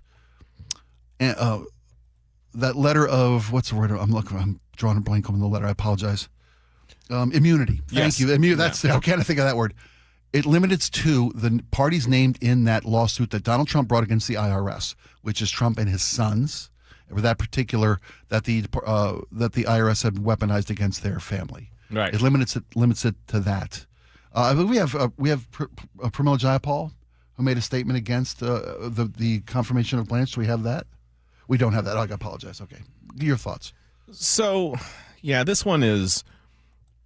I guess I would say that one, I don't necessarily. I don't think Todd Blanche should be Attorney General of anything, and I think that his role as the president's personal attorney should have actually made him a non-nominee. I would argue for the people who support him, and if you want a counter argument to that, if I were you, I'd point to John Kennedy, who put his brother as Attorney General. So I mean, that happened. And that was also, I think, a big conflict of interest. I'm not calling equivalencies here, but if you want to have something to retort back, use that. But here's the problem with him is that And the problem with this silly letter, these are two, I guess I just wonder at what point do you mine and dig enough to find your own spine? And in this case, we have two people who were literally forced out of office by Donald Trump. Trump, and they cannot find the wherewithal to just say, no, we don't believe in this guy. Because what the hair splitting that they did, the contortions they had to make would win any Twister tournament. It was so ridiculous, this letter. This letter is so non-effective. And why they wanted this particular cover, why not just say, you're out of office? Right. Forever. What have you got to lose? Forever. And you still cannot. And they know and they've privately said to people, don't like any of this stuff. They know how bad this is. Who is it that they're doing a favor for? You're done. You've got a nice pension. You've got all the stuff you want. You're probably going to get some sort of, real easy teaching gig at the major university in your respective state. All of that stuff is going to happen for you. Who is it you're trying to help here that needs your help? Even the president was prepared to drop this guy, was prepared to drop Todd Blanche, or maybe bring him back next year. Well, he said the president had floated the idea of postponing this nomination. It because you can be interim for a long time. Right. And then count on getting the right senators in November. Fair enough. Then play that game. Let him do that. Let him see if he can win enough elections and get enough majority support to win that one. But why cut this deal? And it's not been well explained, not in any media organization that's covered. What does this deal provide to anyone? Why do they need cover anymore? I don't understand why in your second term, and let's set aside President Trump in this regard, but why when Bill Clinton would be a good example, George Bush would be a good example. When people get George Bush second, why people when they get that second term, when they can't run again, why don't they just go for broke? What is it you're trying to save? I understand you don't want your party to be dragged in with you if you propose some ridiculous idea, but what are these two senators what do they gain from not just holding forth or holding ground on what they wanted, what they actually wanted? And it wasn't this letter. This letter was this creation, this negotiated. It gave them cover. Plausible deniability. Cover deniability. from what? No, this is what I don't get. Cover from what? You're out of office. It's like they don't even realize this, or they've been privately, and now if they get appointed as some sort of lucrative job, maybe an ambassadorship, maybe we will find out later what's going on here, because right now it either doesn't make any sense whatsoever or it really stinks. One of those two, and those are the only two pathways available right now, because they did not actually originally propose this letter. That was a creation to give them cover, but I just don't understand what is the benefit to them, because clearly this is very, very transactional. I'd like to know. Yeah, and the fact that this Todd Blanche during his Senate hearings that we saw publicly 3 weeks ago said, under oath that the fund was dead. He was asked repeatedly and finally said, yes, we're not pursuing that. And his word under oath wasn't good enough for these two senators. He didn't say it was dead. He said we're not pursuing it. We're not pursuing it. Right. And that his word under oath was enough. They wanted it in writing, and even though it's as empty and vacuous as it is, this letter, which does nothing. So it's nonsense. Is my hair on fire, though? The fact that this was so unpopular, this fund, the first time they tried this, yes, it doesn't guarantee they won't try it again. Am I just worrying about too much? Have I got a little bit of DTS at this point? Because if it was so unpopular this time, what makes me think they're going to get away with it the next time they try this? I imagine it's going to be just as unpopular. But I don't know that that's necessarily the issue. This was a chip that was traded away to get Todd Blanche as Attorney General, and Todd Blanche has shown a propensity to move the department toward perceived enemies and people who aren't loyal, all of that sort of stuff. From Letitia James to Comey, he's essentially still. I would caution anyone who thinks this is the way Attorney Generals always work. I'd say take a look at Janet Reno and Bill Clinton. No one was less well regarded by a White House as Attorney General than when she was actually pushing major cases against Bill Clinton, and not necessarily and wasn't removed from office as a result. So, what is Todd? Well, he's still functioning as the president's personal attorney pretty clearly, and why these two guys who actually know better and have said, have been pretty, they're conservative, very conservative, but been pretty reasonable men discussing the way Attorney General's office should function historically, both of them. Right. The idea that they couldn't find like this letter is somehow like bought their loyalty. I'm guessing that letter has a second page we haven't read yet, and maybe that second page promises something post-retirement, post being out of office, that is, out there waiting for them, because I cannot fathom this one. I think it was Tom Tillis who was quoted saying, "Hey, we did the best we could, getting concessions from the DOJ and Todd Blanche." Well, one thing they did get, and I will acknowledge this, when initially that letter of immunity against IRS audits in the future was for was Donald Trump, the Trump Organization, and all family members. They did rope it into those named specifically in the lawsuit that was settled, which in itself, Donald Trump sues the IRS and he's on, but the judge in that case, Trump is on both sides of the courtroom in that case, and the judge said this isn't even a real case. Immunity from prosecution to any American regarding a legitimate IRS case is wrong. Full stop. There you go. Which brings me to our third story. Before we run out of time, I want to get to this one. There is Donald Trump sued Capital One, along with various other financial institutions, for debanking his family, saying in the lawsuit that he had been debanked because of political interests. Well, Capital One said at that, with being sued by Donald Trump for a huge amount of money, they released information saying that we debanked the Trump family and the Trump organization, and Donald Trump in particular, in 2021 because his accounts flagged their money laundering parameters. That's what Capital One's defense is. Like we never stated publicly that it was because of political ideology, or it was because of the business actions of the Trump organization. So Donald Trump suing Capital One, they, through disclosure of this lawsuit, said, look, we've got, these are the standards we hold a customer to with regard to these indicate potential money laundering. That's why they debanked the Trump organization. That came out today. Yeah, so this is an interesting case. I want to make it one thing pretty clear. Banks can red flag you on all kinds of stuff that isn't illegal. That isn't illegal. That isn't illegal. Okay. And I'm not trying to offer a full-throated defense of the Trump administration, but that's true. What they see is a rapid movement of money. They see repeated deposits under the federal reporting. There's a whole bunch of things that their bots then, hey, you might want to take a look at this. In this case, that happened. The regulators, the human regulators, looked in, said, there's something weird going on here, and flagged.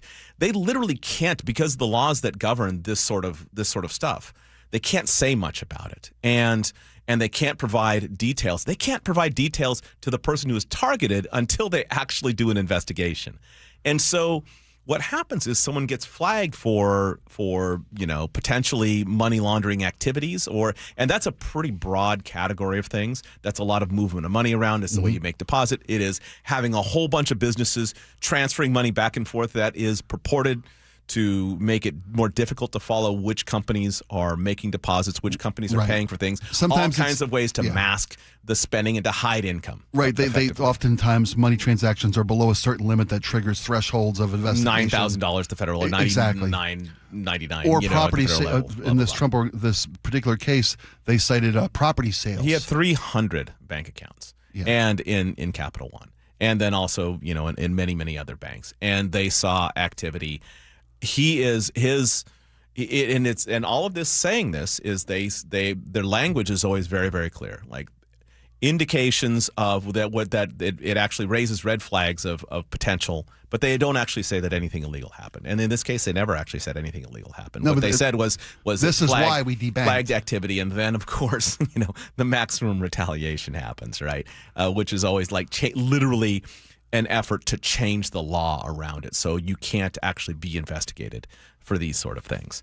Going back to the immunity letter of Todd Blanche. Yeah. I mean, the thing is that I don't think. I mean, my guess is that Capital One, and also J.P. Morgan. J.P. Morgan was also Trump sued them as well. Yeah, for a sizable amount of money. I can't imagine that they would have gone this far, knowing the retaliatory nature of this president if they didn't see something that was so compellingly worrisome that they felt obligated to go forward, because this is not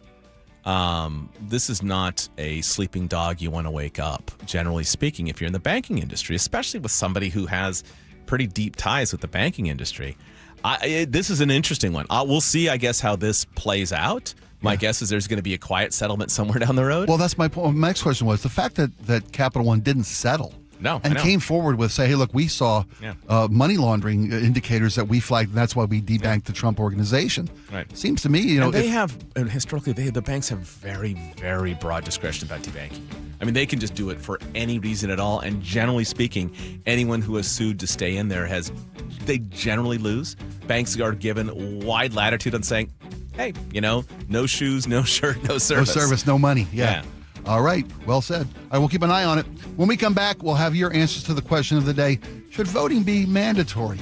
It's the Muckleshoot Casino Resort text line. Last chance to get your thoughts in. 888-973-5476. Jake and Spike Show with Mike Lewis. We'll be right back after these. This hour is brought to you by Insulation Northwest. Choke Points with Chris Sullivan. With Choke Points, we try to answer listeners' questions. It can be as simple as a neighborhood stop sign, or it can be as big as the budget for transportation. I don't care. I'll find the answer for you. It's really easy to get a hold of me at mynorthwest.com. We have a direct link there that gets right to me. You can also do it in the app. You can hit me up on the text line. Choke Points, presented by Carter Subaru. Tuesdays and Thursdays on KIRO Newsradio 97.3 FM. Integrity Roofing and Construction is your trusted local roofing team. Integrity offers free estimates. Their customer satisfaction just speaks for itself. They did a great job at my home. My review is on their website. Take a look, integrityrc.com. They can keep your home leak-free. Did your home survive the rainy season? Do you even know? Give you a free video inspection, free roof assessment today. Give them a call. 206-202-ROOF is the number. They can do repairs, restorations, replacements. They can do it all. Integrity Roofing and Construction, integrityrc.com. Old windows cost you money and security. Lake Washington Windows and Doors installs energy-efficient, high-security windows that lower your bills and increase protection. With leak armor installation and lifetime warranties, you're protected for life. Choose LakeWashingtonWindows.com today. Keep summer outside where it belongs. Save $588 on every window and $1,088 on every door, plus free heat deflecting glass. Claim your free quote today, plus 12 months no payments. Visit LakeWashingtonWindows.com. Progressive provides protection for your boat and other outdoor vehicles so you can explore new things. Oh, I can finally try pesto. We meant like water skiing. I've just never had pesto. Or maybe take the boat somewhere new. I mean, is pesto spicy or sweet? Oh, guess we'll find out, right? Right. Bundle home or auto insurance with your boat, RV, or motorcycle and stay protected with Progressive while you explore. I don't know. Maybe I'm not ready for pesto. Progressive Casualty Insurance Company and Affiliates. Not available in all states or situations. Everywhere you look, things are getting more expensive. But at Consumer Cellular, we're lowering the price for those 50 and up. Now you can get unlimited everything for just $35 a line. That's $35 a month for unlimited talk, text, and data. Switch to the carrier ranked #1 in network coverage and customer satisfaction and get unlimited everything for just $35 a month. Call 1-888-FREEDOM or visit Consumer Cellular online or in-store today. Price includes $5 credit for auto pay and e-billing. Taxes and fees apply. Data speeds reduced after 35 gigabytes. Rankings done by 2025 ACSI survey. Holy smokes! The On Cruise Adventures Rick Riz Show. What happened at the ballpark yesterday? Sparky's sitting on my scorebook here, my cat. Friday mornings at 8:15 on Seattle's Morning News. You know, I used to think all money managers were the same until I spoke with Fisher Investments. Really? How different are they? Fisher's investment counselors are dedicated to service, not sales, keeping clients up to date on their portfolio. Well, they probably just invest in a bunch of mutual funds like I do. Nope. They build a tailored portfolio based on their clients' personal goals, helping them stay on track for a comfortable retirement. Well, they must make commissions selling products. Actually, Fisher doesn't sell any commission-based products. They're a fiduciary, and they believe that's a conflict. Then they have some kind of complex fee structure. Nope. Fisher has a simple, transparent fee that's a percentage of their client's portfolio. So they do better when their clients do better. It sounds like Fisher really is different. Couldn't have said it better myself. Fisher Investments, clearly different wealth management. Learn more at fisherinvestments.com/different. Investing in securities involves the risk of loss. Our local tax expert and advocate, Greg Nunn, understands the pressure that comes from owing money to the IRS. Don't let that pressure build. Call None Better Tax Resolution. From stress to success with IRS Solutions. Google NUNN. None Better Tax Resolution. When I hit my 50s, I felt like things were slowing down. This is Sandra's Metamucil story. I started taking Metamucil for digestion, but had no idea it would impact so much more. Not only did Metamucil help me feel more regular, but my heart health saw the benefits too. Metamucil. One simple routine, 4 health benefits. Digestive health starts here. Go to metamucil.com for more details. Lots of places can expose you to identity theft. Oh no. That's why LifeLock monitors hundreds of millions of data points a second for threats to your identity, which is way more than anyone can do on their own. If we find anything suspicious, like new loans or changes to your financial accounts, we alert you right away, all through text, phone, email, or the LifeLock app. Get the alerts that could make all the difference. Save up to 30% with promo code NEWS at lifelock.com. Terms apply. John Curley here. When the AC starts acting up, don't assume you need a whole new system. Home Comfort Alliance, their approach is simple. Repair first, replace only if needed. Their techs diagnose the real problem because a simple fix can often get the cooling back up again and not cost you a full replacement. Need something new? Ask about a heat pump for year-round comfort. That's what we did at the barn. Get real pricing in 60 seconds at homecomfortalliance.com. Call the comfort people. homecomfortalliance.com. KIRO News Radio 97.3 FM Northwest News. Now, the latest from KIRO News Radio and mynorthwest.com. Good afternoon. I'm Aaron Granillo. Investigators now believe at least one of the 3 Spokane wildfires was set intentionally. 37-year-old Aaron Fibonacci set to face a judge any minute now after his arrest yesterday. KIRO 7 TV's Jake Chapman is at the courthouse in Spokane. Court documents say a witness saw Fibonacci acting suspicious and hiding in nearby brush as the flames began to spread. Police say as Fibonacci was driving away from the scene, he looked directly at that witness. And investigators say that's when the witness told multiple agencies what they saw, and detectives were able to piece that together and arrest Fibonacci. He is being held on $1 million bond. Investigators also say Fibonacci was once sentenced to 12 years in prison in Arizona for shooting and killing his father. To your closing bell now, both the Dow and S&P closed at record highs today. NASDAQ also surging during a strong trading session. Dow up more than 900 points, closing at 54,085. S&P 500 gained 136, sending the day above 7,700 for the first time. NASDAQ added 671. The rally came amid a drop in oil prices as President Trump seeks a peace deal with Iran, but gas prices are still high. Gas Buddy's Patrick Tahan says Ukraine's attacks on Russian oil facilities are driving up fuel prices. The loss of refining capacity in Russia is problematic because traditionally Russia is a major exporter of product. Without any product to export after those refineries have been knocked offline, that is becoming another pain point that we're going to have to watch very closely in the weeks and months ahead. Says prices could climb by this weekend, with the national average hitting its highest level ever at this point in the year. Seattle-based Zillow is cutting more than 500 jobs, nearly 7% of its workforce. Changes come as the nation's housing market stays flat, though Zillow CEO says the company is outperforming those trends. Zillow is set to release its second quarter earnings tomorrow. Now to the real-time traffic desk at 1:33. Here's Nate Connors. All right, Aaron, the Seattle Mariners have the update. It's a Tuesday-like commute so far. Getting into Seattle, South 5, you're going to get crowded at 85th. That carries you into downtown. A 20-minute trip from Linwood. North 5, we've got our usual scattered backups approaching the West Seattle Bridge up to the Ship Canal Bridge. Nothing heavy here. Plan on 20 minutes to get through all this. South 405 is starting to fill in from Southeast 8th and Bellevue down to the VMAC and Renton.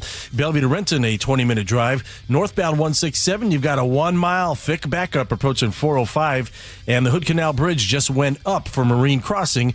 These closures typically last about 20 to 30 minutes. Don't miss the biggest event of the year, T-Mobile Park 50 Seasons Celebration Night on August 8th, presented by Daktronics.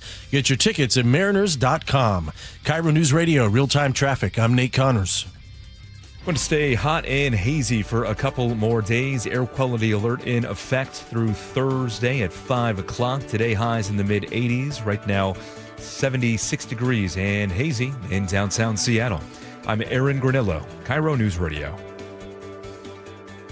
Your best source for local news. You're listening to KIRO News Radio, Northwest News. Welcome back to the Jake and Spike Show. Mike Lewis joining us today. Jake's taking time with the family. About a month ago, we started asking you every day the question of the day. We wanted to get your input on the things we talk about here at KIRO News Radio. Today's question of the day, should voting be mandatory? Because it is, of course, primary election day here in the state of Washington. If you still have your ballot, there's still time for you till 8 p.m. tonight. Get it to a drop box, one of the 537 drop boxes, or the 37 polling locations, election offices in the state of Washington. Secretary of State's got a map on his website for you. The question of the day, should voting be mandatory? And I got to tell you, Mike, I love the audience that we have. They've got a diverse point of view. They often bring up sides of a question or an issue I hadn't even considered, so I'm glad that they do take part. Let's start with John in Gig Harbor. Actually, I love compulsory voting, and I think if they're going to do that, then you get Election Day off as a national holiday. I take that. I've been for that for a long time. Greg from Salty. Spike, I would love it if everyone realized the stake they have in our democracy and everyone voted. Unfortunately, freedom also covers our freedom to be stupid. Besides, can you imagine enforcing mandatory voting? We can't even enforce bicycle helmets. Well, it's being done. I'll get this one. I'll mention this later. Australia has mandatory compulsory voting. They do. And they found a way to make it work for everybody. It's a right, of course, but they compensate you for voting and they reward you for voting, and there's a slight penalty if you decide not to vote. Right. I think it may be a system worth looking at. Janet says, make Election Day a paid holiday, but you only get paid if you show a receipt to your employer, or self-employed get a credit from the government once you show that you voted. From Justin in Tacoma, do not penalize people for not voting. That's not a democracy. Voting is freedom to do so or not. Cliff in Woodinville, mandatory voting is absurd. What activities are U.S. citizens forced to do simply because they are living? Maybe register for the draft at 16 or attend school until 16. And how would you enforce it? Mail can get lost. Would you mandate in-person voting? What would the penalty be for not voting? Jail, a fine? Penalties would be disproportionately affecting low-income folks, which would be messaged as racism. Face it, it's not possible. From Harold in Tacoma, I'm a bit more like Vivek. I think you should only vote if you can pass some questions. Too many stupid people vote. Oh. I say that's a harder ask. And I got to say, I don't mind the idea. Even though I don't mind the idea of mandatory voting, maybe just mandatory returning your ballot. You know, if you return your ballot empty, that counts. I mean, because I agree. I don't, this free speech thing is pretty nuanced one. But I would say that if you have to return your ballot, that's cool. Joey in Elk Plain says, how about mandatory unbiased fact-check civics and history education? I can't believe educated voters would create a mess we are in now. Yeah. Who's going to make the unbiased call on that? From Brian in Arlington, no, this is America. Don't tell me what to do. 206, hi Spike. I agree 100% voting should be compulsory in the United States. Unfortunately for us in Washington, many bond initiatives for fire districts and school districts require a supermajority. Occasionally, I do not vote as a way of casting my vote. Placing a ballot in the box for a supermajority bond initiative requires 60% or more of those who voted in the last general election to cast ballots. By not casting a ballot, I am expressing my desire to not pay increased taxes. Even if I vote no by casting a ballot, I'm voting in support of making the supermajority count. From Jamestown and East Lake, we benefit from people understanding that they have the right to decide things that it actually does matter, instead of having the attitude that it doesn't. Yes, voting should be mandatory. The con has more to do with how you make it accessible or functioning as a mandatory system to vote. Fernando in Seattle, no. Voting or not voting is a form of speech, and the government can't compel you to speak either way. Well, to Mike's point a moment ago, you're just returning your ballot. If you decide that you don't see a candidate worthy of your vote, write in Jim and see if he gets your blood going. But just returning your ballot alone, the fact that we have less than 40% of Americans voting in our election is, I think, it should be embarrassing to all of us. They say that voting is determined by the extremes of the parties or the elite who can afford to message out their campaign issues to people in mass. But if everybody, and the voting often, 40% of people polled by NBC News said that neither party addresses my concerns. 40% of Americans feel that neither party addresses their concerns. If everyone voted, then the little guy, the middleman, the middle American who feels that their voice isn't heard by the government, if everybody got their ballot in, maybe it's not mandatory or compulsory, but if you imagine if we had 90% voter turnout, no one could say that my vote doesn't count. People of no voice in government would have a voice in government. Yeah, I mean, the interesting thing is, so do you want the vote tally on the text Sure. line? Yeah. Vote tally is nearly 50-50 on should there be mandatory, and not quite. The no's actually have it at this particular point. All right. Well, I demand a hand recount of that, by the way. It's so close, it automatically requires a recount. B in Puyallup says, never voted and never will. No matter who is in office, I'm going to die alone, broke on the street, hopefully under a tree, with a nice view. Well, that's a worldview. A right is as much of a right if a government can force you to use it. Mandatory voting may boost turnout, but it doesn't guarantee informed voters or better outcomes. The better goal is making voting accessible, educate voters, and let participation be a free choice. Mike, what do you think about, thank you all. If there's any other ones to jump in here, we'd still love to hear from you. Muxu Casino Resort text line, 888-973-5476. Today's voting day in Washington. Mm-hmm. Mail-in ballots have been the norm in Washington for more than a decade. Almost the entire time I've been here. Okay, and it's one of the most secure voting mechanisms, voting systems in America. Yeah. Wow. And the push against mail-in voting, I think, is the push toward restricting voting. You said earlier that Republicans tend to feel like the more people vote, the less chance they have to win elections. Generally, that's been statistically accurate, right? That's always been at least the prevailing theory among both parties, is that more turnout benefits Democrats, less turnout benefits Republicans. And it speaks to some of the texters. And that could be modifying over the past 10 years, but that generally has been the consensus. One of the texters pointed out one of the downsides to mandatory voting is an uneducated electorate.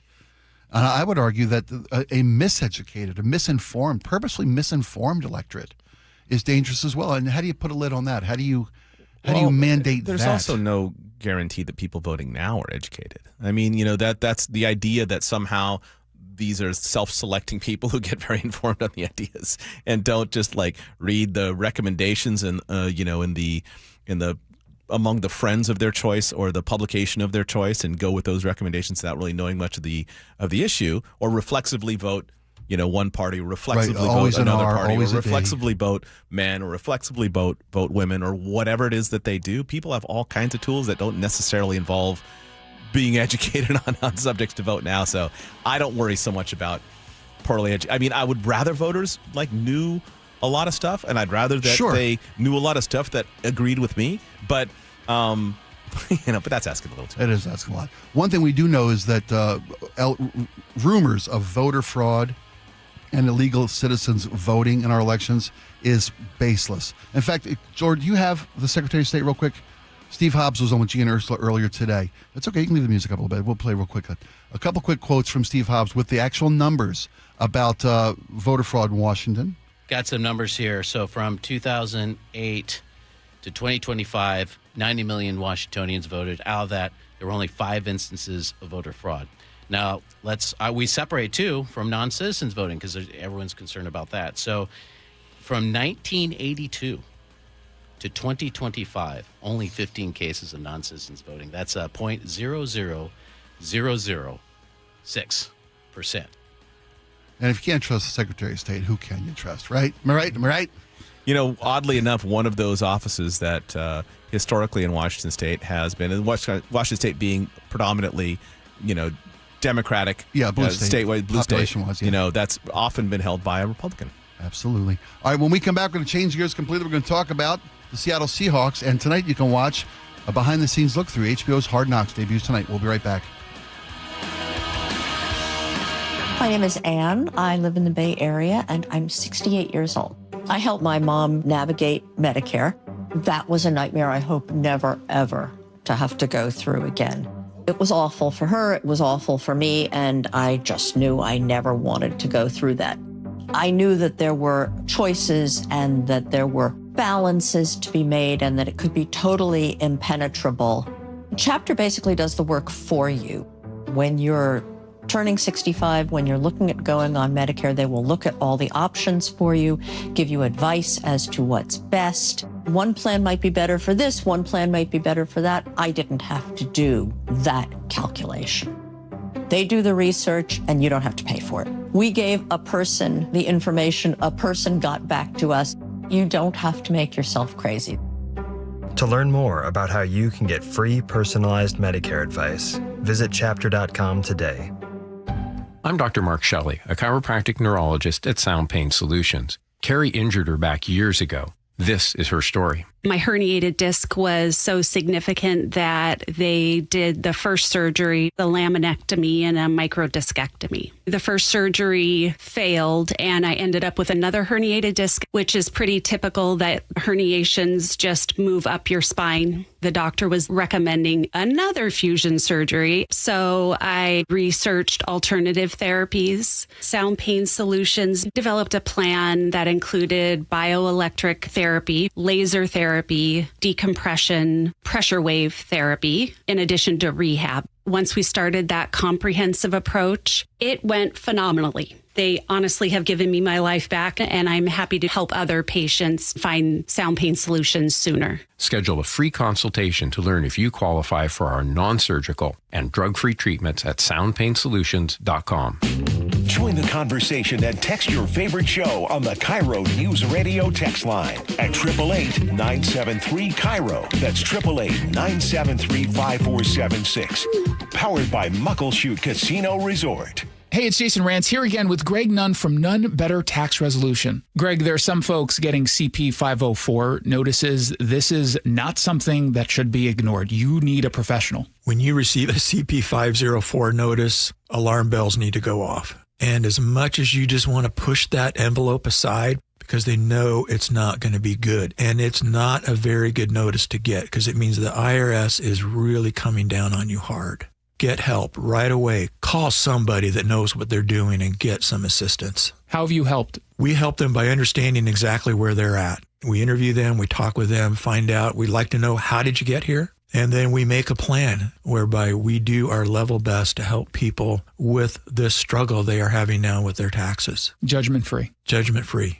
If you're having trouble with the IRS, call Greg Nunn with Nunn Better Tax Resolution, 425-947-1967, or Google NUNN, Nunn Better Tax Resolution. Olympic Hot Tub has more ways than ever to achieve total wellness at home. Immerse yourself in a saltwater hot spring spa and let jets melt stress away. Enjoy a refreshing swim in an endless pool swim spa. Retreat to healing warmth and detox in a Tilo sauna. Then awaken mind and body with a cold plunge. You'll be saying, in no time. Your path to wellness starts today at Olympic Hot Tub. Current specials with exciting savings at olympichottub.com. Better you, better life. Guys, did you know your testosterone affects everything in your system, including how you feel and perform every day? Right now, Revive Men's Health Seattle will check your testosterone for free. Knowing your T levels is the first step in understanding if you have low T. Your testosterone level impacts your energy, libido, sleep, weight, hair loss, mood, and even ED. Maintaining an appropriate T level can change your whole life. Most men start to see changes in their hormone levels in their 30s. Experience and results matter. So what are you waiting for? Get your T levels checked today by local, experienced, and trusted men's health experts. They've helped thousands of men since 2011. They're so confident they can help you, they even guarantee it. Call Revive today and schedule your free testosterone test, free exam, and free consultation. Call Revive Men's Health at 206-529-1111. That's 206-529-1111. Or visit revivemenshealth.com. Keep summer outside where it belongs. Save $588 on every window and $1,088 on every door, plus free heat deflecting glass. Claim your free quote today, plus 12 months no payments. Visit LakeWashingtonWindows.com. Hair Volume from New Nordic will make your hair look thick and healthy. Hair Volume is available online at Amazon and newnordicusa.com or in the hair care aisle at your local CVS. Take me out to big trees, take me to see the leaves. Privacy screens and evergreens, you already know they have thousands of trees. Big Trees for tree sales and transplants. Find Big Trees in Snohomish or bigtreesupply.com. Welcome back to the Jake and Spike Show. I'm Spike O'Neill with Mike Lewis in today. Well, tonight is the premiere of HBO's Hard Knocks. It is a 5-episode view into Seattle Seahawks training camp. It's the first time the Hawks have ever been involved in the Hard Knocks franchise, which is in its 25th season. Yeah, hard to believe, right? And only the second time that the defending Super Bowl champion has been featured. In the very first season was the Baltimore Ravens. Ah, okay. And their win against the New York Giants, I believe, down in Tampa. They followed the Ravens through camp that year, and the Ravens did not repeat. And one of the reasons that the Hard Knocks team never made it into Seattle prior was Pete Carroll, previous coach Pete Carroll, was very adamant about the distractions that a film crew from HBO could bring into camp. Laura, we got the trailer from HBO teasing this season. Let's play that for everybody real quick. Man, you are champions! You have done it through our mentality of every freaking day. Next year, that's what it's going to take. Let's go figure out how to get better from last year. We're just going to keep attacking. 12 is 1, okay? It's a relentless attitude. This organization knows success. The Seahawks and John Schneider made big moves. We coming back next year. Training camp, it's mental and physical preparation. This locker room is unlike any locker room I've ever been a part of. We got to get this on camera right here. Let's do what we do, baby. Let's spin. Let's go.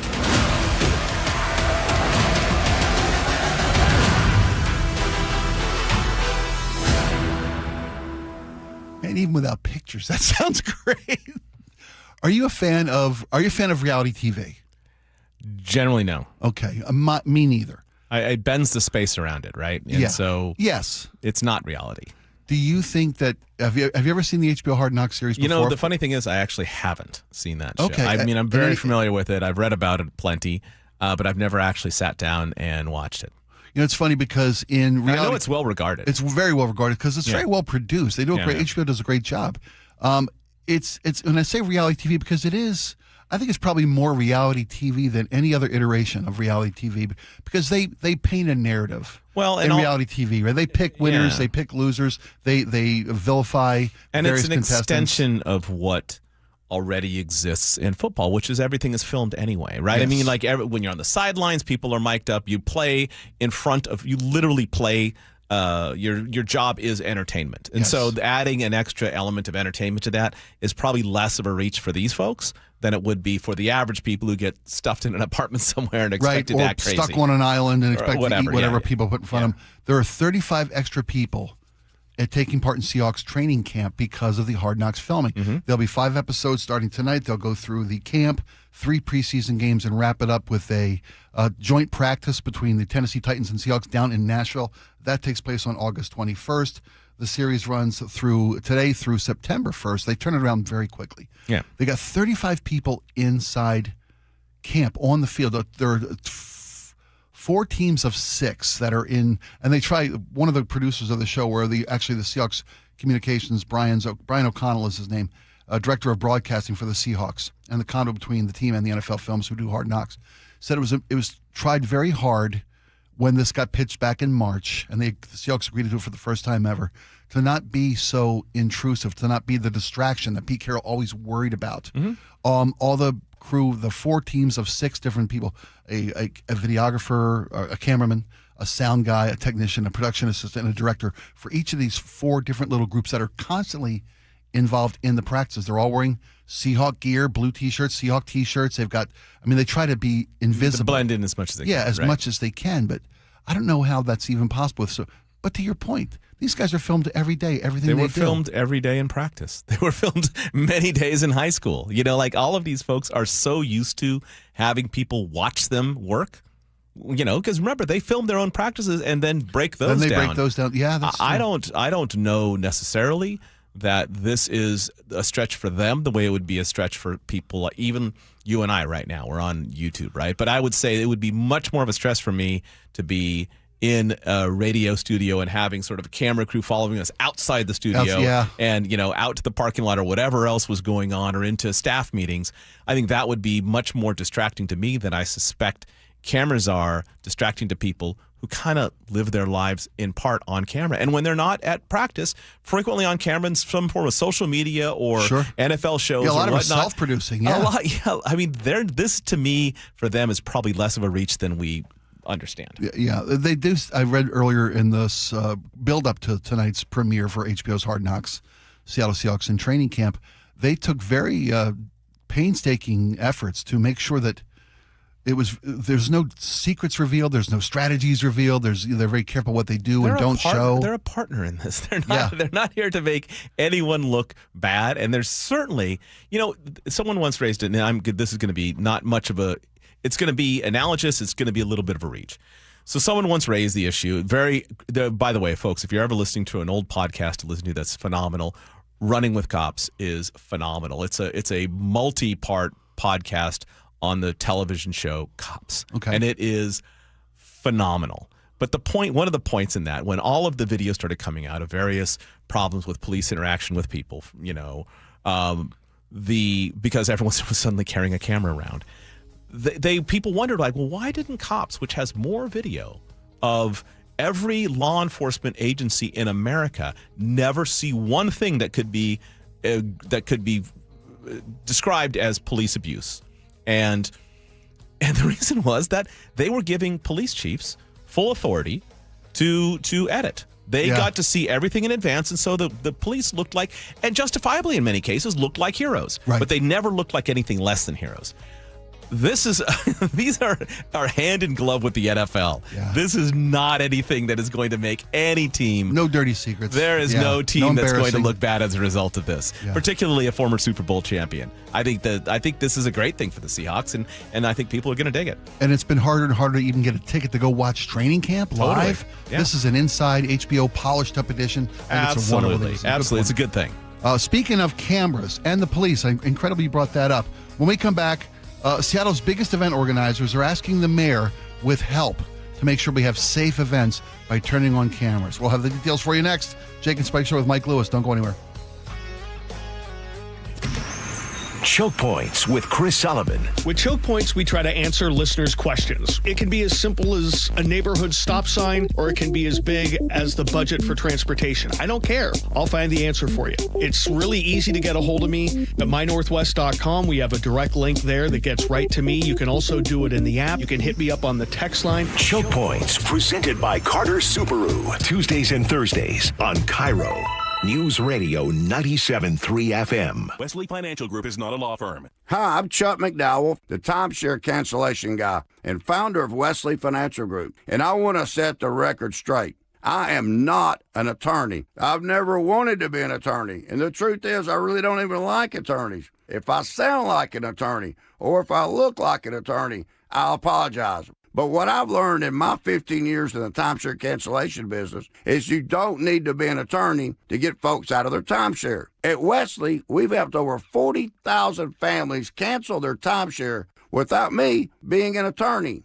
And I want to share with you how we do it. Just give my office a call, and you will not talk to an attorney. And I guarantee if we take you as a client, we'll get you out of your timeshare, or you'll pay nothing. Call now for your free timeshare exit info kit. Call 800-948-7878. That's 800-948-7878. 800-948-7878. If you're over 62 and want to stay in your home without as much financial stress, this may be worth your attention. I'm Steve Teitler, owner of Best Mortgage. Every week I talk with seniors who love their home and want to stay, but feel financial pressure every month. Property taxes keep going up. Insurance costs more. Everyday bills add up, and for some, they still have a mortgage payment. If you're wondering how long your savings need to last, a reverse mortgage may be worth a look. It could eliminate your mortgage payment, pay off debts, and give you breathing room every month. Now, I want to make it clear it's not right for everyone, but for the right person, it can be a very smart financial tool. When you call Best Mortgage, you'll speak directly with me. I'll explain your options and tell you honestly if it makes sense for you. If you want to stay in your home with less financial stress, call me, 425-649-6000. Best Mortgage. Honest advice you can trust. 425-649-6000. I was walking my dog. I fell and ended up with 3 tears in my meniscus. I was sent to a surgeon and they said the only way to get this fixed is to have surgery. That just wasn't an option. I didn't want to jump into surgery without trying anything else. I'm Dr. Mark Shelley, a chiropractic neurologist at Sound Pain Solutions. We offer Jamie an alternative to the downtime and potential risks associated with invasive knee surgery. At Sound Pain Solutions, we help patients like Jamie avoid the side effects of painkillers, cortisone injections, and pain following surgery. Our comprehensive approach includes treatments like pressure wave, PRP, and advanced laser. These treatments reduce pain and restore mobility naturally. Now Jamie is able to do everything she enjoys without pain. I'm grateful for being able to wake up every day and not be in pain. To be able to go about my day has been amazing. Schedule a free consultation to learn if you qualify for our non-surgical and drug-free joint treatments at soundpainsolutions.com. Is your car's AC blowing warm air? Don't sweat it. Right now, save $50 on any AC service at Bucky's Complete Auto Repair. Honest pricing, guaranteed work, 16 family-owned locations, and no appointment needed. Stay cool this summer. Bucky's.com. The Black Crowes, live in the Tulalip Amphitheater, Sunday, August 30th. Tickets are on sale now. Details at TulalipCasino.com. ABC News, I'm Chuck Sievertson. The House Ethics Committee today formally announced an investigation into Congressman Max Miller, Ohio Republican, for alleged domestic violence and abuse or illegal drug use. Miller has denied allegations. Sources tell ABC News that President Trump called Miller, telling him his reelection campaign's in jeopardy. Senator Bernie Moreno, Ohio Republican and ex-father-in-law of Miller's, says of his daughter, she's going to have high-definition videos. She's going to have news stories. She's going to have everything out there. She's going to read that as an adult going, what the heck happened? And his granddaughter, Moreno, wants Miller to resign. Bails $1 million for a man arrested for allegedly starting the largest of 3 wildfires in Spokane, Washington. Acting Attorney General Todd Blanche has been confirmed by the Senate Judiciary Committee. Full Senate vote is ahead. Chipotle says it's removed jalapenos from some of its restaurants after health officials said they could be linked to salmonella. This is ABC News. Extreme heat warnings for millions in the Southwest, says ABC News forecaster Samara Theodore. 113 degrees in Las Vegas, 112 in Palm Springs, 110 in Phoenix. Not much of a break in the coming days. The farther south you head, things have cooled off a bit in the north, but even there, firefighters have to be on the lookout because as we head towards the end of the week, temperatures will start to rise again. ABC's Samara Theodore hitting a pause button, this state with a whole lot of data centers. No data center, no data centers. The protests have only gotten louder, and Texas Governor Greg Abbott has heard them, demanding last week that data centers be self-sufficient. They must provide their own power, not taking power off the power grid. Now he's gone a step beyond, announcing a moratorium on new data centers without approval from the state's regulatory agencies. He's offered no deadline on the completion of those audits. Jim Ryan, ABC News in Dallas-Fort Worth. Chuck Sievertson, ABC News. An arson suspect in a Spokane wildfire has a day in court. That's after Nate Connors at the traffic desk. Thanks, Aaron. This one brought to you by Lake Washington Windows and Doors. South 5 is crowded from the U District in the downtown. Not a bad backup at all for this time of day. Gets thick there at 520. North 5, a brief backup at the I-90 interchange, and then about a 1 mile thick backup approaching the Ship Canal Bridge. South 405, we're seeing building scattered backups now between South Bellevue and Northeast 44th near the VMAC. Bellevue to Renton, right around 20 minutes. North 5 jams up in South Center at South 200th up to South 178th from earlier road work that had 3 lanes shut down briefly. And if you're heading up toward the Hood Canal, we've got some pretty decent-sized backups from both ends of the bridge from a recent marine crossing. It is back open now to vehicles. Keep summer outside where it belongs. Save $588 on every window and $1,088 on every door, plus free heat deflecting glass. Claim your free quote today, plus 12 months, no payments. Visit LakeWashingtonWindows.com. KIRO News Radio, real-time traffic. I'm Nate Connors. KIRO FM and HD1 Tacoma, Seattle. KIRO News Radio 97.3 FM. Northwest News. Now, the latest from KIRO News Radio and mynorthwest.com. Good afternoon. I'm Aaron Granillo. A convicted killer is facing a judge today in Spokane as he's now under investigation for arson. KIRO Radio's Luke Ducey reports the man is suspected of starting one of the wildfires that destroyed hundreds of structures, including homes. Spokane County Sheriff John Knowles says on Saturday a witness saw 37-year-old Aaron Farinacci setting the Old Trails fire. He was coming back through the area. He noticed the male was bending down near some grass. At that point, the male stood up and looked very nervous. One of 3 burning around Spokane. The fire has scorched some 3,600 acres, or about the size of 2,700 football fields, and it's still burning. Farinacci was once sentenced to 12 years in prison after killing his father. Luke Ducey, KIRO News Radio. Wildfire smoke from eastern Washington dropping air quality around Puget Sound today. KIRO 7 meteorologist Nick Allard says we will start to get some relief on Wednesday nights when the winds start to shift. And during the day Thursday, slowly become more onshore, which means we won't have as much smoke filtering in, but it's still hot and hazy. Friday, we get some relief from the heat, at least a little bit, and air quality is improving, and that's the trend into the weekend as well. Renton police are investigating a homicide after a late-night call that also left an officer seriously injured on Burnett Avenue South. Details from KIRO Radio's James Lynch. It happened just before midnight Monday. Renton officers answered a suspicious person and noise complaint, found a smashed apartment window, and chased a man who Renton PD's Megan Black says attacked the officer. There was an altercation and the officer was stabbed in the face, across the face. Another officer came and they were able to subdue the suspect. A blood trail led to a third-floor apartment where a woman was found dead. A suspect is now in custody. Police say it was a targeted attack and there's no ongoing danger to the community. James Lynch, KIRO News Radio. One of the Mariners' greatest players does not expect a warm welcome during the team's 50th season celebration night this Saturday.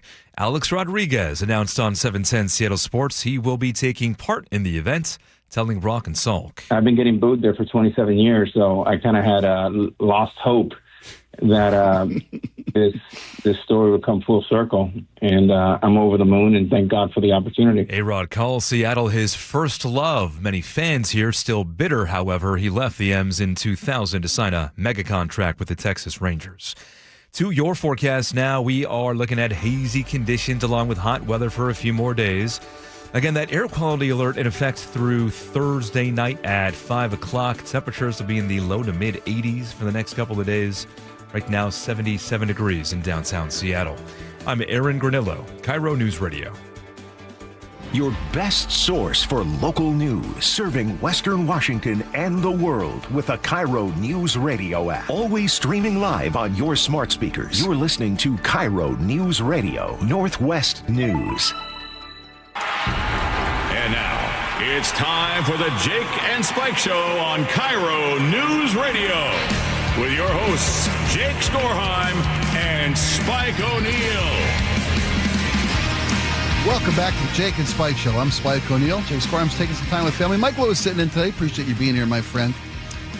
So there's a story in today's Seattle Times that we want to talk about for just a minute because organizers of the biggest events in Seattle, and I'm talking about Seafair, Climate Pledge Arena, Capitol Hill Block Party, Seattle Storm, Downtown Seattle Association, Visit Seattle, Washington State Ballparks, Seattle Convention Center, the Space Needle, the Sports Commission, Chihuly Garden and Glass. They have all come together to ask Mayor Katie Wilson to reactivate police surveillance cameras stationed in the Stadium District and expand their use to Seattle Center, according to a letter that was sent to the mayor's office yesterday.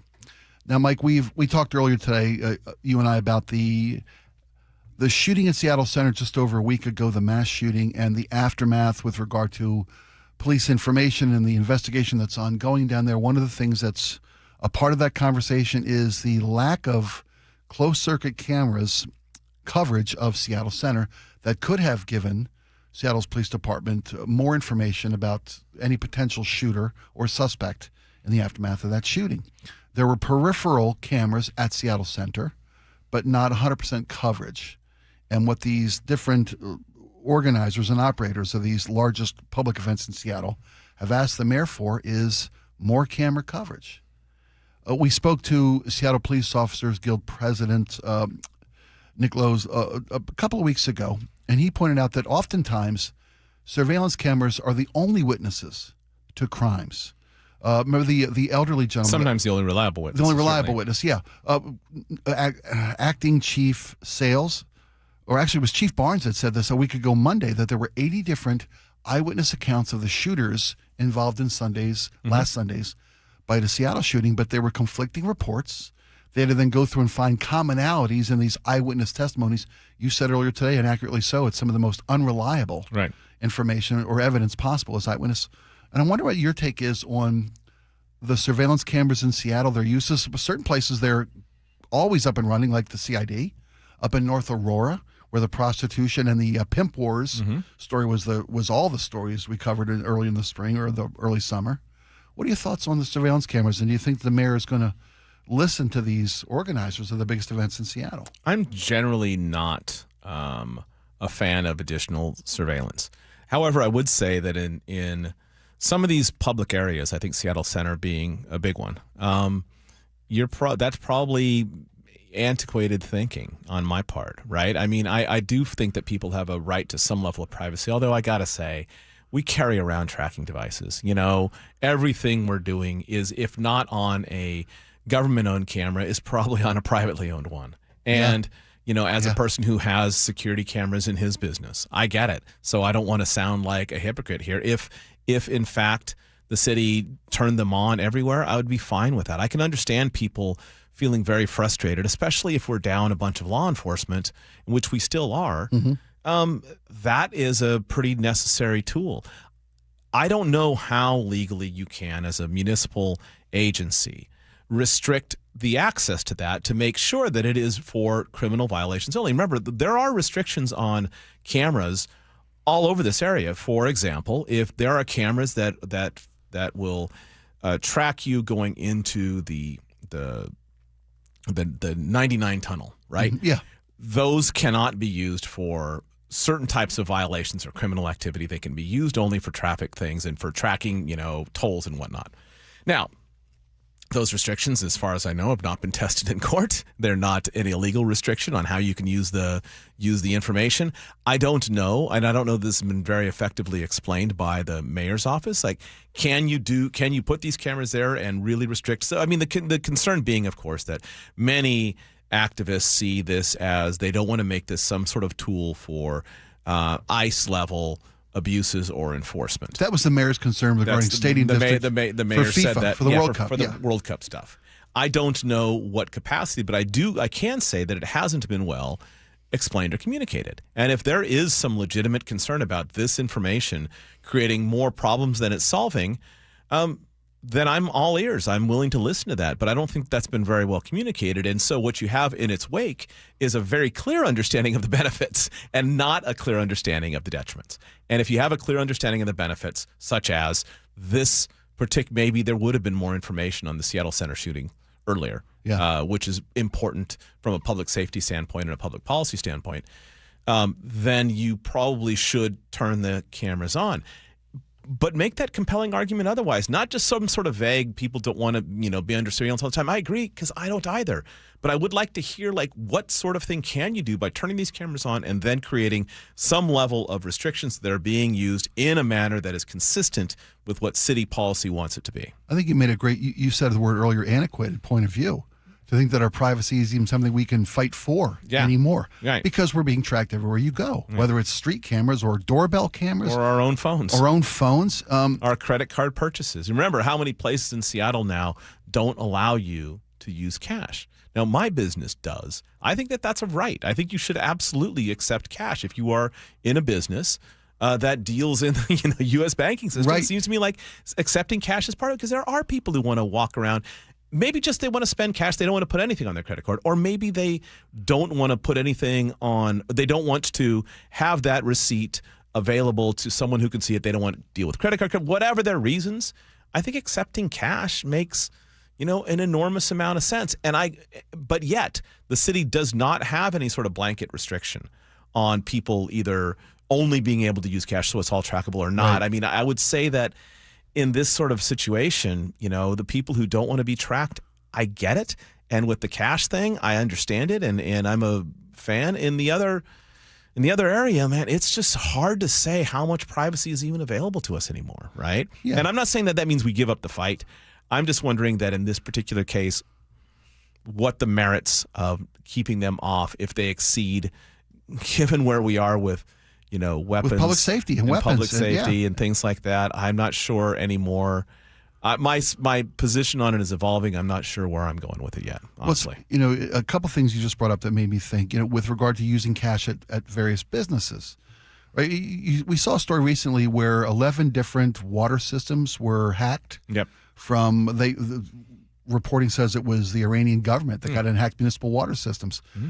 One of the greatest fears we have with regard to cybercrime is a foreign entity with bad intent hacking our banking system. Yep. Imagine if we're going totally digital, and all of a sudden everything you have, every resource, every asset you have is digital and then is gone. And we've got places that people stop using cash. Hey, the underpinning of Battlestar Galactica, right?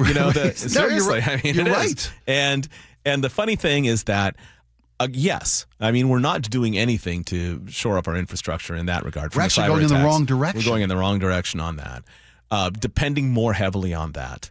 Maybe, and depending on heavily, not just on the technology itself, but on the fact that it's going to be largely run by bots at some particular point that are doing and again, you've also heard me, let's just go ahead and talk about my contradictions. I'm very anti-meta glasses. I don't like the idea of them baking in and then removing the facial recognition technology that tells you who it is, the person walking down the sidewalk. Right. And being recorded somewhere for who knows what I don't purpose. Necessarily want that in the public's hands. Yeah. I understand how law enforcement would want that, and I'm not a person who believes in giving law enforcement unfettered access to people's private lives. On the other hand, in those public places like Westlake Center, like the Stadium District, like Pike Market or the Seattle Center, Is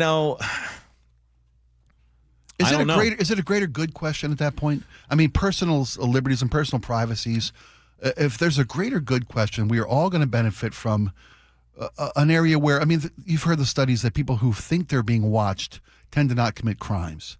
There was a story right after the shooting last week about a social media influencer who walked around on Saturday complaining about the lack of security at the Bite of Seattle. And then Sunday we had that horrific event. And we had the discussion on air on numerous times. Had there been more uniformed security or even police officers on site, if you're a couple of kids with a beef and you're armed, are you less likely to pull your guns out? And if you can see cops in 3 different directions when you look around? And if that has the same effect and doesn't need to involve cameras, well, all right, I'm here for that rationale as well. I honestly am. I'm not saying that cameras, but I do say in the absence of law enforcement officers, in a police organization that is understaffed at this particular juncture in history, that maybe this other tool is necessary. But I'm also, if someone can explain to me, in clear terms, not just not just in vague threats of surveillance state stuff. I'm not disagreeing with it. I'm just saying that it hasn't been the benefits have been highly detailed. The detriments have not been so highly detailed. Yeah. I'd like to see some sort of the scale a little bit more balanced so we could make a better informed decision. I remember city council members arguing when the mayor was trying to decide whether or not to open up the cameras for the FIFA downtown events at the Stadium District, that there were laws in place about who could have this information, who would be shared with, how long it would be kept on their recording devices.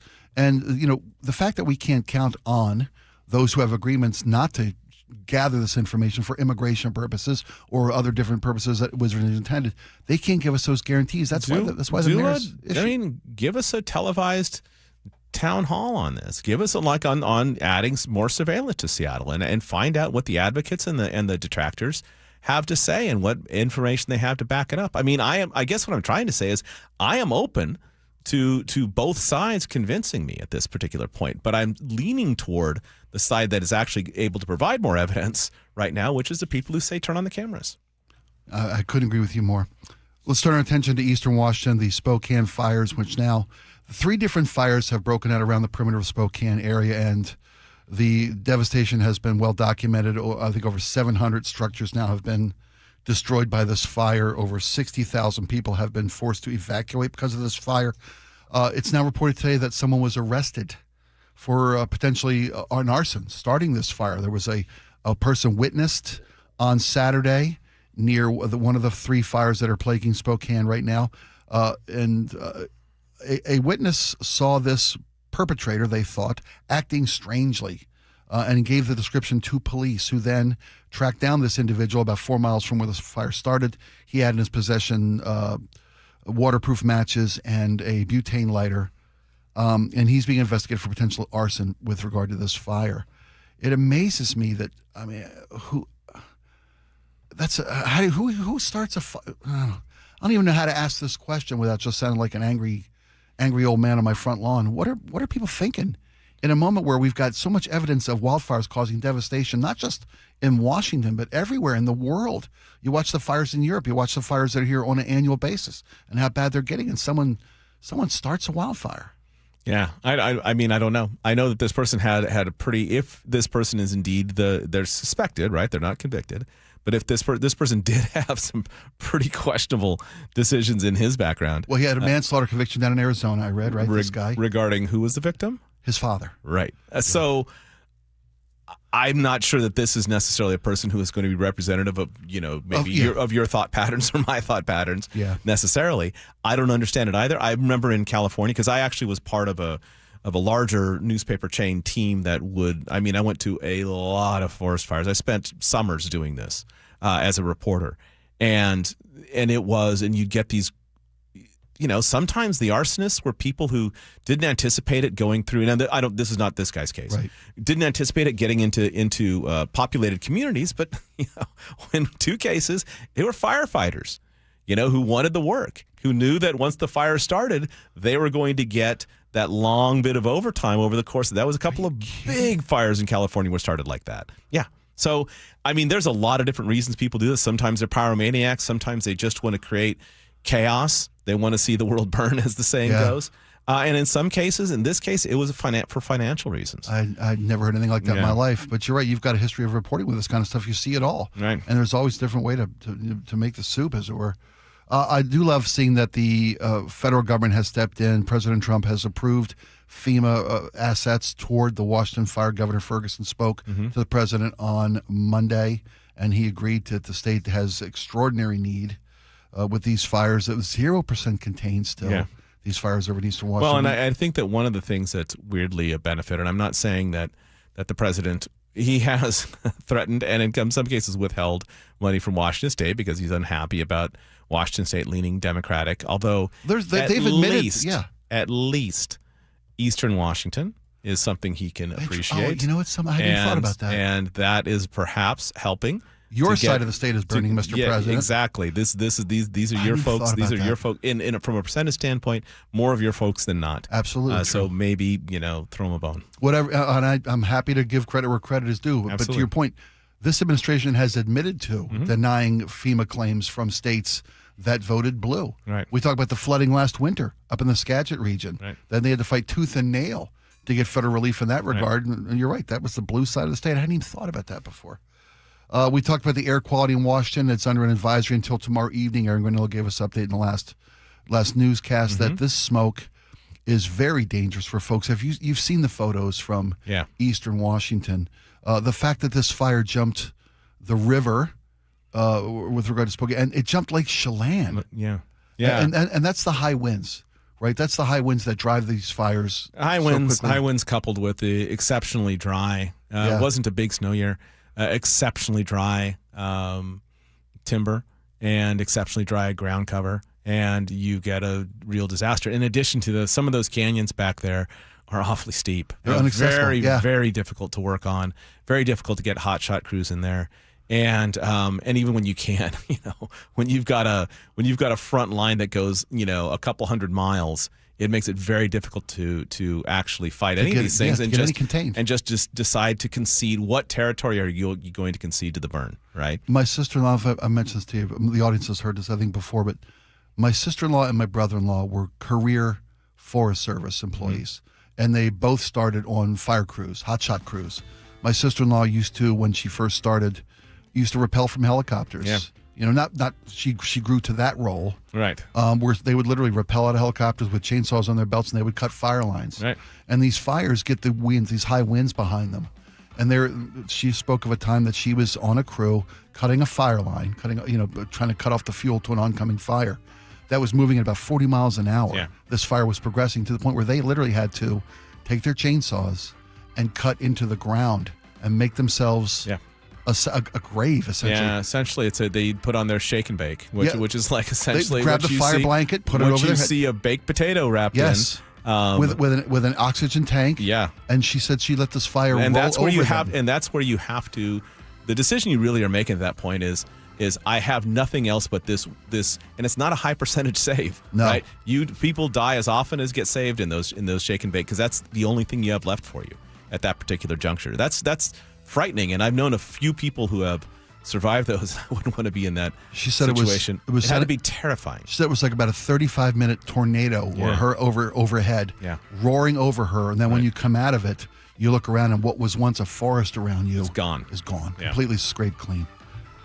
Well, our thoughts, our prayers, still, knock wood, 0 fatalities from this fire in Eastern Washington. We hope it stays that way. That is an amazing That is statistic. amazing, absolute gift. When we come back, folks, we're going to talk about something, Mike, you can relate to. There's a study out that says Gen Xers have given up, bars have given up on a younger demographic because they're just not drinking like they used to.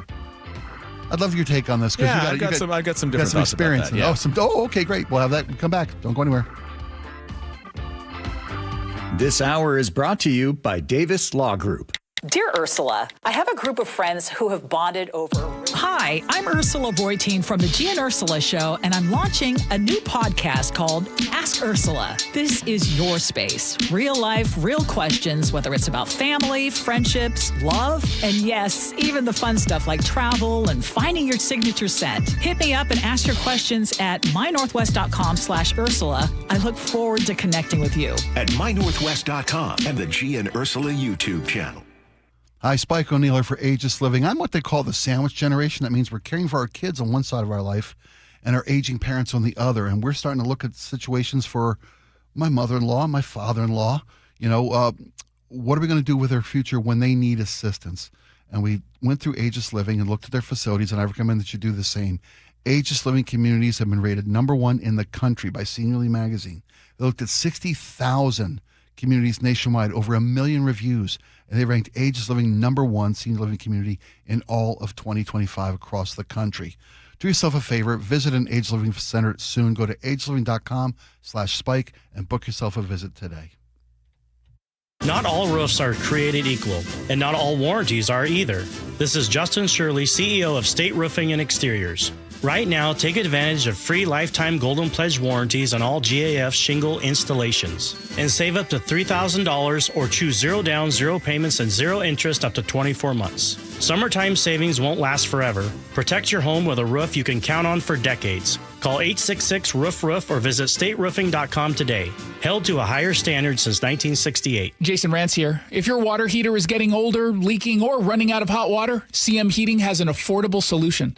Get a new gas or electric water heater installed starting at just $44.99 a month. With CM Heating's Comfort as a Service program, you'll get lifetime repairs and maintenance at no extra charge. Parts and labor covered for life. Plus, same-day installation is available in many cases. Schedule your free estimate today at cmheating.com. License number CMHEAHL 750LP. Are you curious about who offers the best deals on top-rated Samsung, LG, and Sony TVs? The answer is surprising. It's not online, and it's not the warehouse clubs. The best deals on top-rated TVs are at Video Only. Don't believe it? Then check out the trade-in deals at Video Only. How about $500 for your old TV? Try doing that online. Before you buy that new TV, drop into Video Only. If you don't, you'll be sorry. My name is Jeff. I live in Northern California, and I am 65 years old, actually 65 and a half as of 2 days ago. I've been practicing medicine for 37 years. People have this impression that doctors know insurance, that they understand insurance. Let me assure you they do not. Medicare is complex. It's really complex, and the government did not make it easy to understand. Chapter really helps you understand it. They talked me through what my options were, and then they helped me tailor make a plan. One of the things that really impressed me with Chapter was the human touch element of it. I was not talking to an AI agent. I was talking to a real person who answered my questions. And not only that, but they remembered the particulars from our last conversation. They really weren't just being a representative, that they actually cared about me as a person. And that sounds cliche, but it makes all the difference in the world. To learn more about how you can get free personalized Medicare advice, visit chapter.com today. Again, that's chapter.com. Are you looking for the best deal on a new home? Discover the D.R. Horton Home of the Week. With new home communities from Lacey to Stanwood, ranging from the low 500s to the high 1 millions, D.R. Horton has the right home at the best value for you. Your new home is within reach, so what are you waiting for? Learn more about the D.R. Horton Home of the Week. Visit drhorton.com and schedule a tour today. D.R. Horton, America's builder, an equal housing opportunity builder. Olympic Hot Tub has more ways than ever to achieve total wellness at home. Immerse yourself in a saltwater hot spring spa and let jets melt stress away. Enjoy a refreshing swim in an endless pool swim spa. Retreat to healing warmth and detox in a Tilo sauna. Then awaken mind and body with a cold plunge. You'll be saying, ah, in no time. Your path to wellness starts today at Olympic Hot Tub. Current specials with exciting savings at olympichottub.com. Better you, better life. More people on the roads means more accidents. And if you're not careful, you'll find yourself on the shoulder exchanging information. If you are one of the unlucky ones, reverse your fortune by calling Harold Car Law Offices. While you're resting, Harold Car Law Offices will deal with insurance and get you the best recovery possible. 7 locations across Western Washington and a track record of success for their clients. Car spelled with 2 R's. C-A-R-R. Carlaw.com. C-A-R-R. Car accident? Call Car. Hey, you know Earthwise Salvage in Soto? That really cool place with all the amazing doors, windows, and other treasure? Great news. They just opened a brand new location nearby. The Salvage Lumber Warehouse is ready to serve as a central resource for contractors, builders, home DIYers, and hobbyist woodworkers, providing access to clean, de-nailed lumber ready for reuse, flooring, beams, siding, mantles, live edge slabs, and so much more. All harvested from structures, not forests. Visit EWSalvage.com. Our local tax expert and advocate Greg Nunn understands the pressure that comes from owing money to the IRS. Don't let that pressure build. Call None Better Tax Resolution. From stress to success with IRS Solutions. Google NUNN. None Better Tax Resolution. KIRO News Radio 97.3 FM Northwest News. Now, the latest from KIRO News Radio and mynorthwest.com. Good afternoon. I'm Aaron Granillo. A first-grade teacher in Spokane is among the hundreds of people who lost their homes in those wildfires. Kelsey Wilder tells Jean Ursula her principal was the one to send her a picture Sunday as she drove back to Spokane from Seattle. It was just a photo of basically a hole in the ground and my melted car in the driveway. At least 700 structures burned in those 3 wildfires. The state says it's ready to take on any insurance companies that deny damage claims. Spokesperson for the State Office of the Insurance Commissioner, Aaron Van Tool, says they're watching closely if insurance companies start denying smoke damage and other claims. We will certainly be on the lookout for any issues homeowners are having with claims. Many homeowners in California are now suing their insurance companies that denied claims that their homes were damaged by lead, mercury, and cadmium from other homes on fire. And Tool says they're working with insurance companies and bringing in more claims adjusters to help victims in Spokane. Luke Ducey, KIRO News Radio. Investigators say at least one of the Spokane wildfires may have been set intentionally. The 37-year-old suspect had his first court appearance last hour. Judge kept his bail at $1 million. He's due back in court on Thursday. Southwest Washington man faces federal charges for allegedly shooting and killing a bald eagle back in February. 66-year-old Benjamin G. Allen of Brush Prairie could get up to 18 months in prison and fines of more than $500,000 if he's convicted. A lawsuit over the death of a Seattle woman who waited more than 10 hours for an ambulance has now been settled. Pamela Hogan of Bitter Lake called 911 with severe knee pain in 2022 and was transferred to a nurse line. An ambulance didn't arrive for more than 10 hours. Hogan was later found dead. According to the Seattle Times, her estate agreed to dismiss the city as a defendant and then settled with its contractor, American Medical Response. The terms of that settlement have not been made public. Frank Lindsay, KIRO News Radio. Primary election day here in Washington. Kendall Hansen is the chief of staff at King County Elections, tells KIRO 7 TV. At this point, we definitely recommend voters use a ballot drop box. We have 91 across King County. 92% of voters live within 2 miles of a box. So there's lots of options. You have until 8 o'clock tonight to drop off those ballots. Let's go down to the real-time traffic desk at 2:33. And here's Nate Connors. All right, Aaron, no real surprises out there. Our biggest backups are right here through downtown Seattle and South 5. We're feeling in between Lake City Way and I-90. It's a 25-minute commute from Linwood. North 5, heavy approaching the West Seattle Bridge up to the Columbia Tower. And then again, pretty thick from Mercer to the Ship Canal Bridge. Plan on 20 minutes to get through all this. Both of our lake bridges are wide open. Westbound 520, you'll eventually jam up at Montlake Boulevard. Over to Bellevue, South 405, you're heavy from Southeast 8 to Cold Creek Parkway. Then you'll start to thin out, but you're not in the clear till you get down toward the Renton Landing. Bellevue to Renton, 25 minutes. Southbound 167, filling in south of State Route 18 into Sumner. And Tacoma to Olympia, you're looking great, taking just 35 minutes. Tune in to the premiere episode of HBO's Hard Knocks of the 2026 season tonight at 6 p.m., featuring your reigning Super Bowl champions, Seattle Seahawks. KIRO News Radio, real-time traffic. I'm Nate Connors. Reduced air quality for this afternoon for much of the Puget Sound region. Again, tomorrow, haze will be sticking around. Then some winds start to roll through and blowing that smoke back east starting on around Thursday. That air quality alert in effect until Thursday night at 5. Temperatures, meantime, in the mid to upper 80s. Right now, 78 degrees in downtown Seattle. I'm Aaron Granillo, KIRO News Radio. Your best source for local news. You're listening to KIRO News Radio, Northwest News.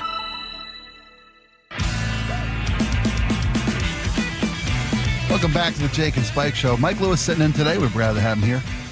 So I love these kind of stories, and now that I have an actual human with skin in the game, if you will, with experiential knowledge of the topic, I want to ask Mike Lewis what his thoughts on this are. This is from the Wall Street Journal's lifestyle section. When I think lifestyle, I think Wall Street Journal. But they do no business in the business of lifestyle. So they're talking about bars and the fact that younger people aren't drinking as much. The story we're quoting today talks about bar owners catering more toward Gen X. They're targeting their promotions, different theme nights toward an older demographic because they say in this article, and they've talked to quite a few club owners and bar owners, that young people just aren't spending, aren't drinking in their establishments, and they've had to find other customer bases, and they're catering to an older demographic. Have you found that to be true in what you do?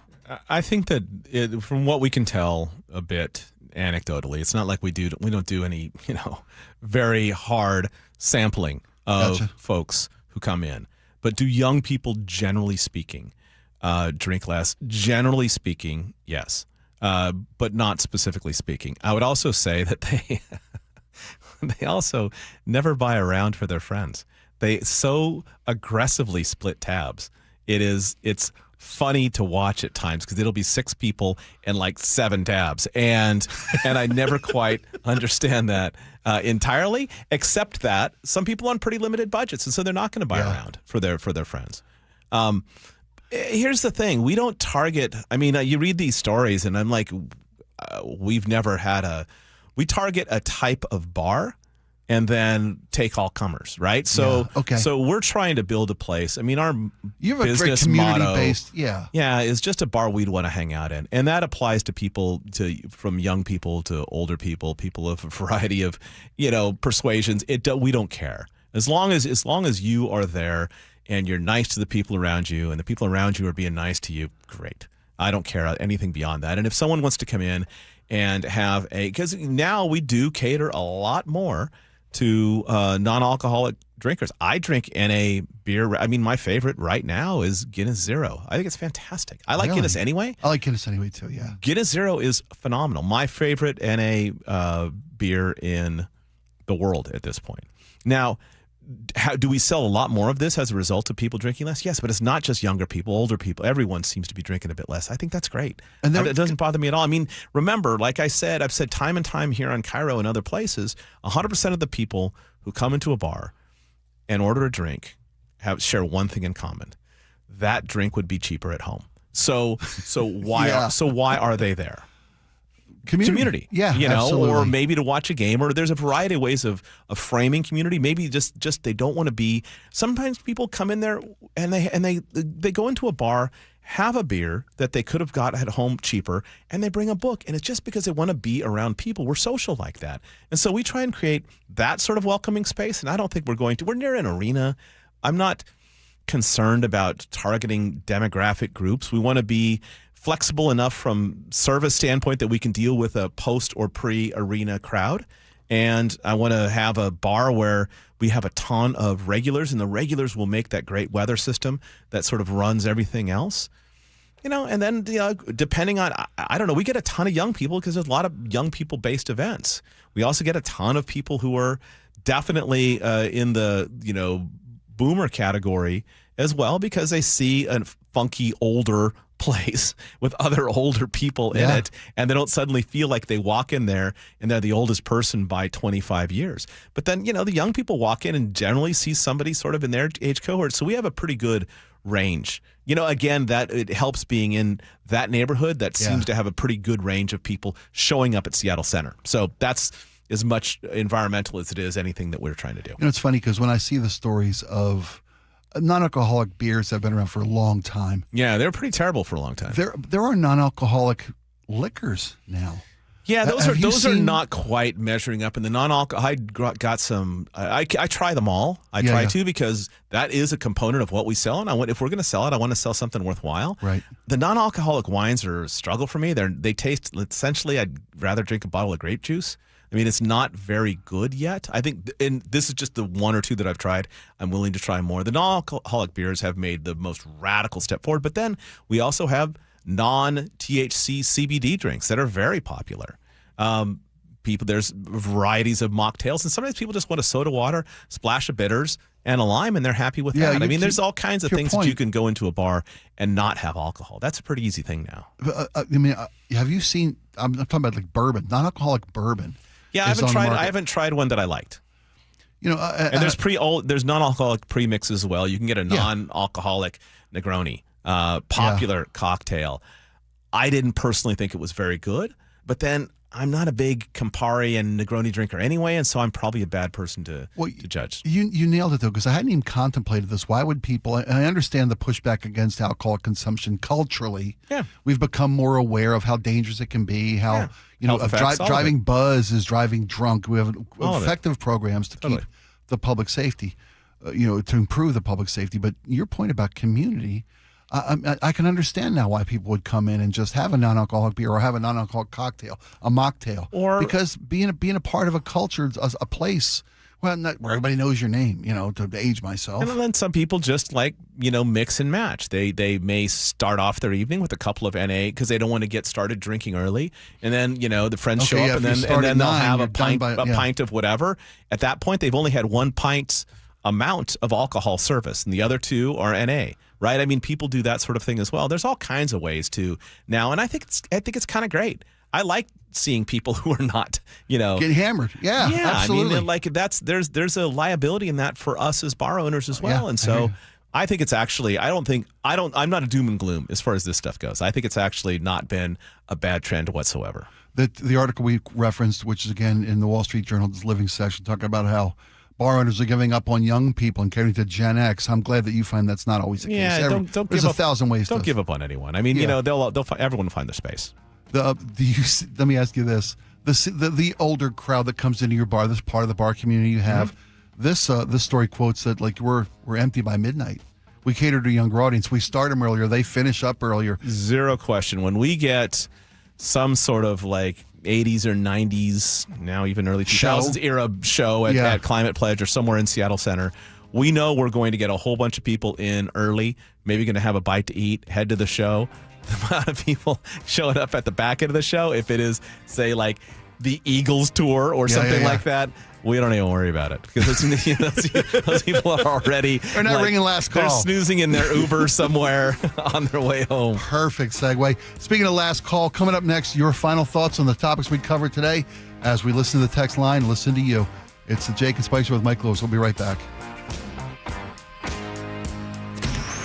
Choke Points with Chris Sullivan. With Choke Points, we try to answer listeners' questions. It can be as simple as a neighborhood stop sign, or it can be as big as the budget for transportation. I don't care. I'll find the answer for you. It's really easy to get a hold of me at mynorthwest.com. We have a direct link there that gets right to me. You can also do it in the app. You can hit me up on the text line. Choke Points, presented by Carter Subaru. Tuesdays and Thursdays on KIRO News Radio 97.3 FM. With all this talk of smoke in the air, it's easy to forget it's going to be 90 degrees this week again in Seattle. And is your home insulated properly to help you save money on your cooling bill, save money on your heating bill come winter? When was the last time you looked at your insulation? Integrity Roofing and Construction can help you out there. They do free assessments, free inspections.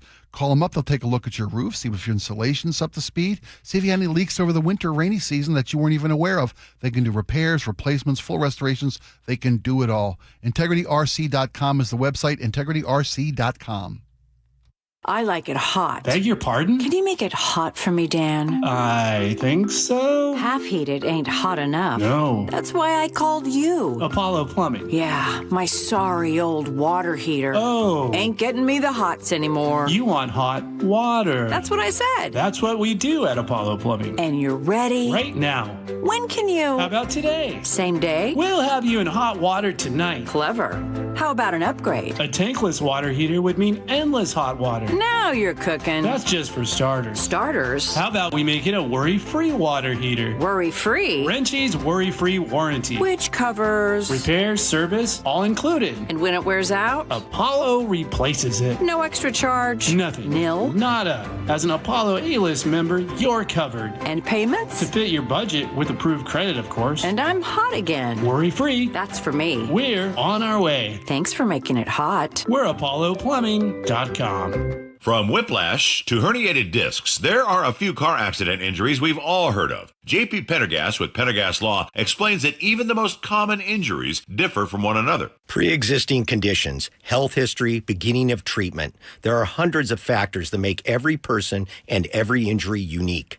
While these variables aid medical treatment, the strongest case recoveries must also take them into account. Could you explain a little bit more? Our team at Pendergast Law is obsessed with turning over every stone to differentiate each case. This requires thorough investigation, diligent listening, and relentless research.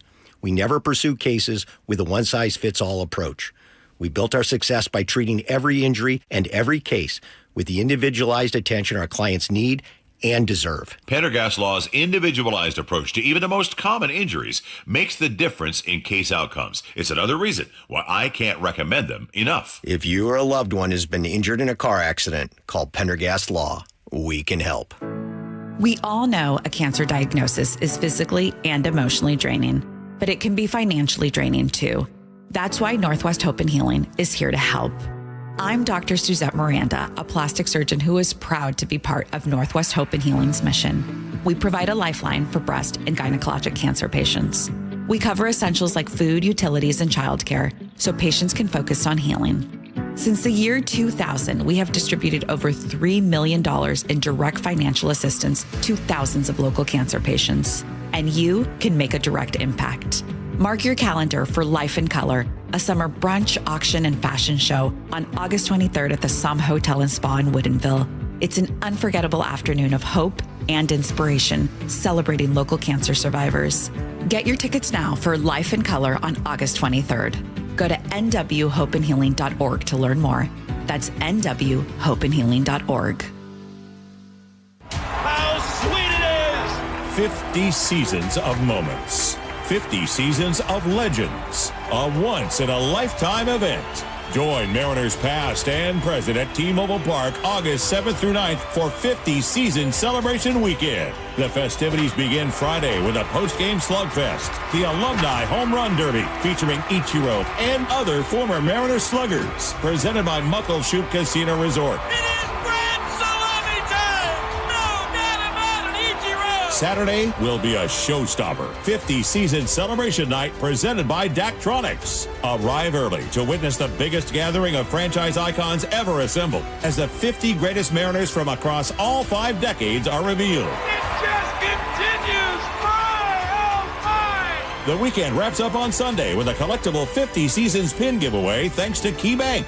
Seats are going fast. Get yours at mariners.com/tickets. For the ones who get it done, Grainger offers the professional-grade products you need, delivered when and where you need them. Call, click Grainger.com, or just stop by. Guys, your testosterone level impacts your energy, drive, weight, hair loss, and even ED. Revive Men's Health Seattle will check your T level for free. For your free T level check, exam, and consultation, call 206-529-1111 or visit ReviveMen'sHealth.com. Is your car's AC blowing warm air? Don't sweat it. Bucky's Complete Auto Care is here to help. This is Sully. Right now, you'll save $50 on any AC service. Whether it's a weekend getaway or the daily commute, you deserve a cool, comfortable ride. For over 50 years, local drivers have trusted Bucky's for honest pricing, expert repairs, and guaranteed work, earning them the Carfax Preferred status. 16 family-owned locations, no appointment needed, easy financing. For $50 off your cooling system service, visit Bucky's.com. Welcome back, everybody. I want to take a moment to thank Mike Lewis for joining us today. Always a pleasure having you. Always man. happy to be on the show. Yeah, you do a great job bringing so much information and so many points of view I hadn't considered. Thank you all for taking part in our show today. Muckleshoot Casino Resort text line is where we get input from you, where you have you weigh in on what we talk about all day long. And now it's time for our last call, and we give you some of the things you thought about jumping in on today. Laura, can you start us off? Yeah, we'll start strong on the Marmot-themed OnlyFans account. For folks who may not have been around. Should we give some clarity? Yeah. Sure. A UCLA research department lost some federal funding, and they thought a way to help them raise money to continue their research into marmot life is putting a marmot only marm. Is that what they called it, right? Only raw marms. footage. Raw Sorry. footage of marmots. Oh, you're brutal.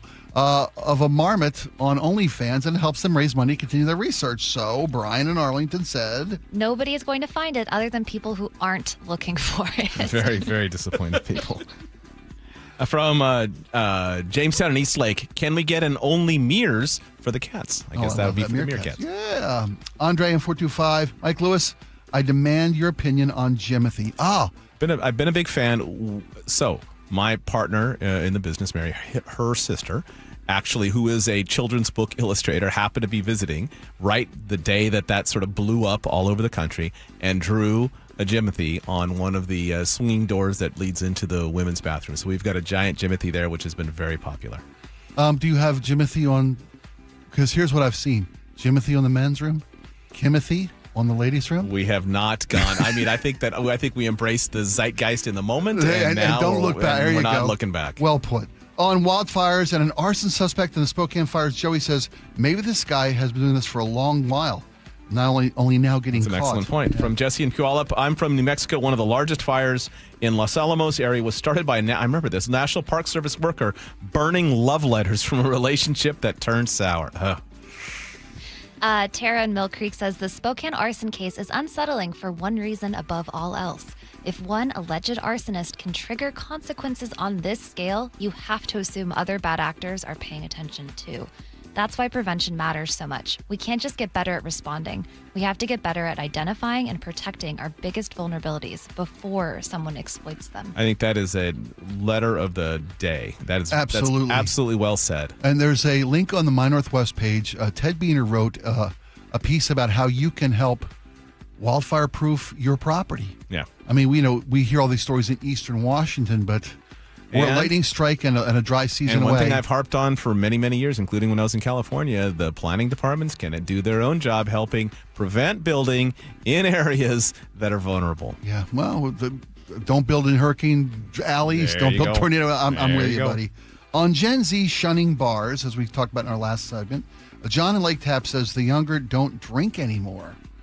From Josiah in Lacey, I turned 21 on April 3rd, 2020. The bars were the first thing close, and I just haven't been interested in going to bars since. You think COVID disrupted bar culture irrevocably? That's a good question. I doubt it. I mean, because I think people were hanging out with their friends. I mean, if they actually liked that sort of thing, they probably got a little bit of it. I was drinking at home. I didn't take any breaks. My guess is they would be happy to go out and do that. That's a very good question. I haven't seen any evidence of it, but it's certainly possible. Can I tell you where bar culture took a hit? I'll tell you, from my perspective anyway, social media dating sites. I'm telling you, people when I was growing up, I'm a little older than you guys, but when I was growing up, the only place to meet someone of the opposite sex was a bar. You went in there and you socialized and you bought somebody a drink and you chatted it up. These days, people are hooking up, meeting strangers on social media. I don't think they're doing it in bars. They are, though. I mean, we get a lot of people, and we have an elaborate plan, like especially the smart women we have working in the bar. They all have they watch for these weird dates where, especially a date that may be going a little sideways. Oh, that must be so fun. They're very, very attentive and always give the signal about, hey, we can jump in and say, hey, we've got a phone call for you or something like that, just to get people away from somebody who might be a little bit on the creepy side. Well, now you meet someone in person for the first time from an app. And it's you're there just to see them. Exactly. And then it's a lot harder to have an excuse to sort of wander back to your friends. Exactly. Yeah. You offer a first date special pricing? No. We're cheap all the time. Attaboy. What about a free T-shirt if you guys meet at your bar and come back, get married? Get married. Yeah. Well, I'd say I met him at the Streamline, and all I got was this I'm lousy just T-shirt. looking for the bar to be more on the positive end of the ledger than the negative end of the ledger. There you go. Layla says Gen Z doesn't have any money to go to bars and drinks. That's entirely true. Yeah. On election day and election fraud, 425 says just voted, dropped ballot at the box. Lots of folks out voting. Oh, I'm glad to hear that. Carrie and Bonnie Lake says, how about this? Vote or be quiet. People have to show proof of voting before they're allowed to complain. I'd enjoy the silence, to be honest. Cliff in Woodinville, not to be picky, but the numbers Steve Hobbs gave the Gian Ursula show prove that voter fraud is real, but they also show that voter fraud has never gotten even remotely close to affecting the outcome. Cliff, you are entirely correct. That's the thing. We haven't never had a stolen election. There's been voter fraud, of course. Yeah. With the Heritage Foundation alone will tell you of the billions, 2 billion votes cast in this country since they started 40 years ago. Right. 0.00007%. Right. Never enough to sway an election. I love that. 360 I have an elderly mom that could not go and stand in line and vote in person. So for her, a mail-in ballot is obviously the better choice. What about voting online and using your fingerprint to verify your identity? Curious to know what you think of that. From Roland in the 425, imagine how many people would vote if there was an app on their smartphone. Agree with you 100%. Laura, you want to give us a final? Sure. JD and Puyallup says, how about after your ballot is counted, you get a coupon for a tax-free purchase? Oh, I like that. Right? Yeah, stimulate the economy and get people to vote. Folks, thank you so much for joining the show today. The John Curley Show is next, and I believe that Greg Tomlin and Angela Poe Russell will be in for John today. They've got a great show planned for you, along with Joe, of course. Thanks for giving us your afternoon. We'll see you guys tomorrow. Be well.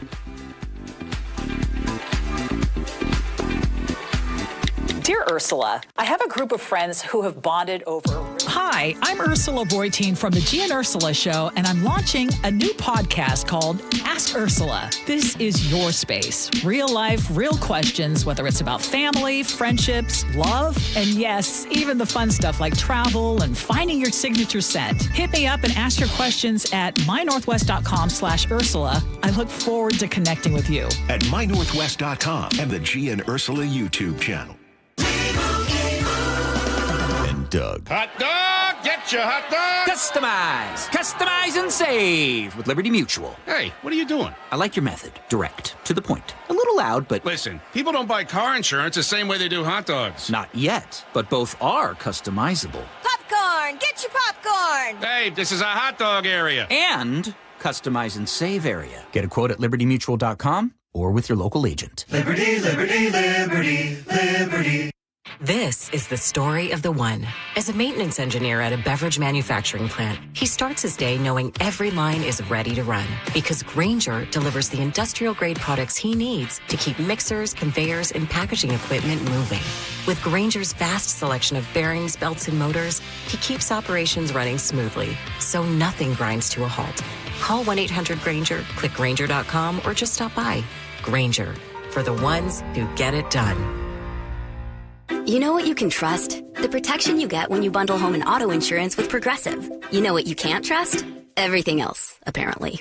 Like when you saw that article that said that thing you eat every day is a superfood and great for your gut health. But then 30 seconds later, a different article warns you to avoid it and it's taking years off your life. Well, which is it? Kind of a big difference there. Anyway, bundle home and auto insurance with Progressive for reliable coverage in a reliably unreliable world. Progressive Casualty Insurance Company affiliates and third-party insurers. Not available in all states or situations.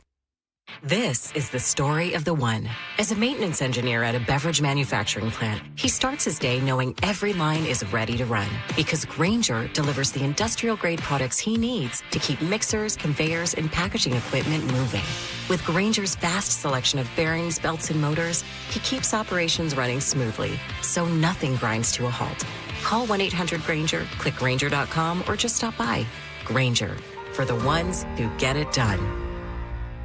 Marvin is a dentist. I couldn't really do my work in the office as easily. There was some pain moving around, and then sitting was difficult. Hip arthritis and a labrum tear were making it difficult to do his job and threatening something he loves even more. Do some overseas mission work, and that wasn't going to happen if I had to try to sit on a plane for 15 hours to get to where he usually goes. Orthopedic surgeons gave him a few options. They said, well, you got like 3 choices. You could do surgery, and then he said you could just plan for hip replacement. But Marvin had already seen another option work firsthand. His wife, Leslie, had multiple stem cell procedures with Dr. Mark Wagner, MD, at Seattle Sports and Regenerative Medicine. I'm pushing my way back into fitness, and that's been great. Rowing, running, cycling, and planning another mission trip to Africa. So whether it's a hip like I had or a shoulder, elbow, ankle, wrist, or knee, before choosing surgery, see Dr. Mark Wagner first. Go to drmarkwagnermd.com. That's drmarkwagnermd.com.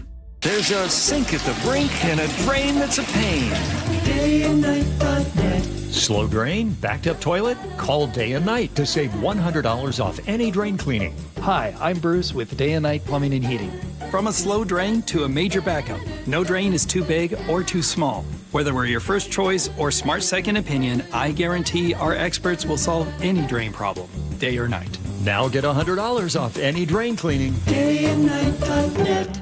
Hey, you know Earthwise Salvage in Soto? That really cool place with all the amazing doors, windows, and other treasure? Great news! They just opened a brand new location nearby. The Salvage Lumber Warehouse is ready to serve as a central resource for contractors, builders, home DIYers, and hobbyist woodworkers, providing access to clean,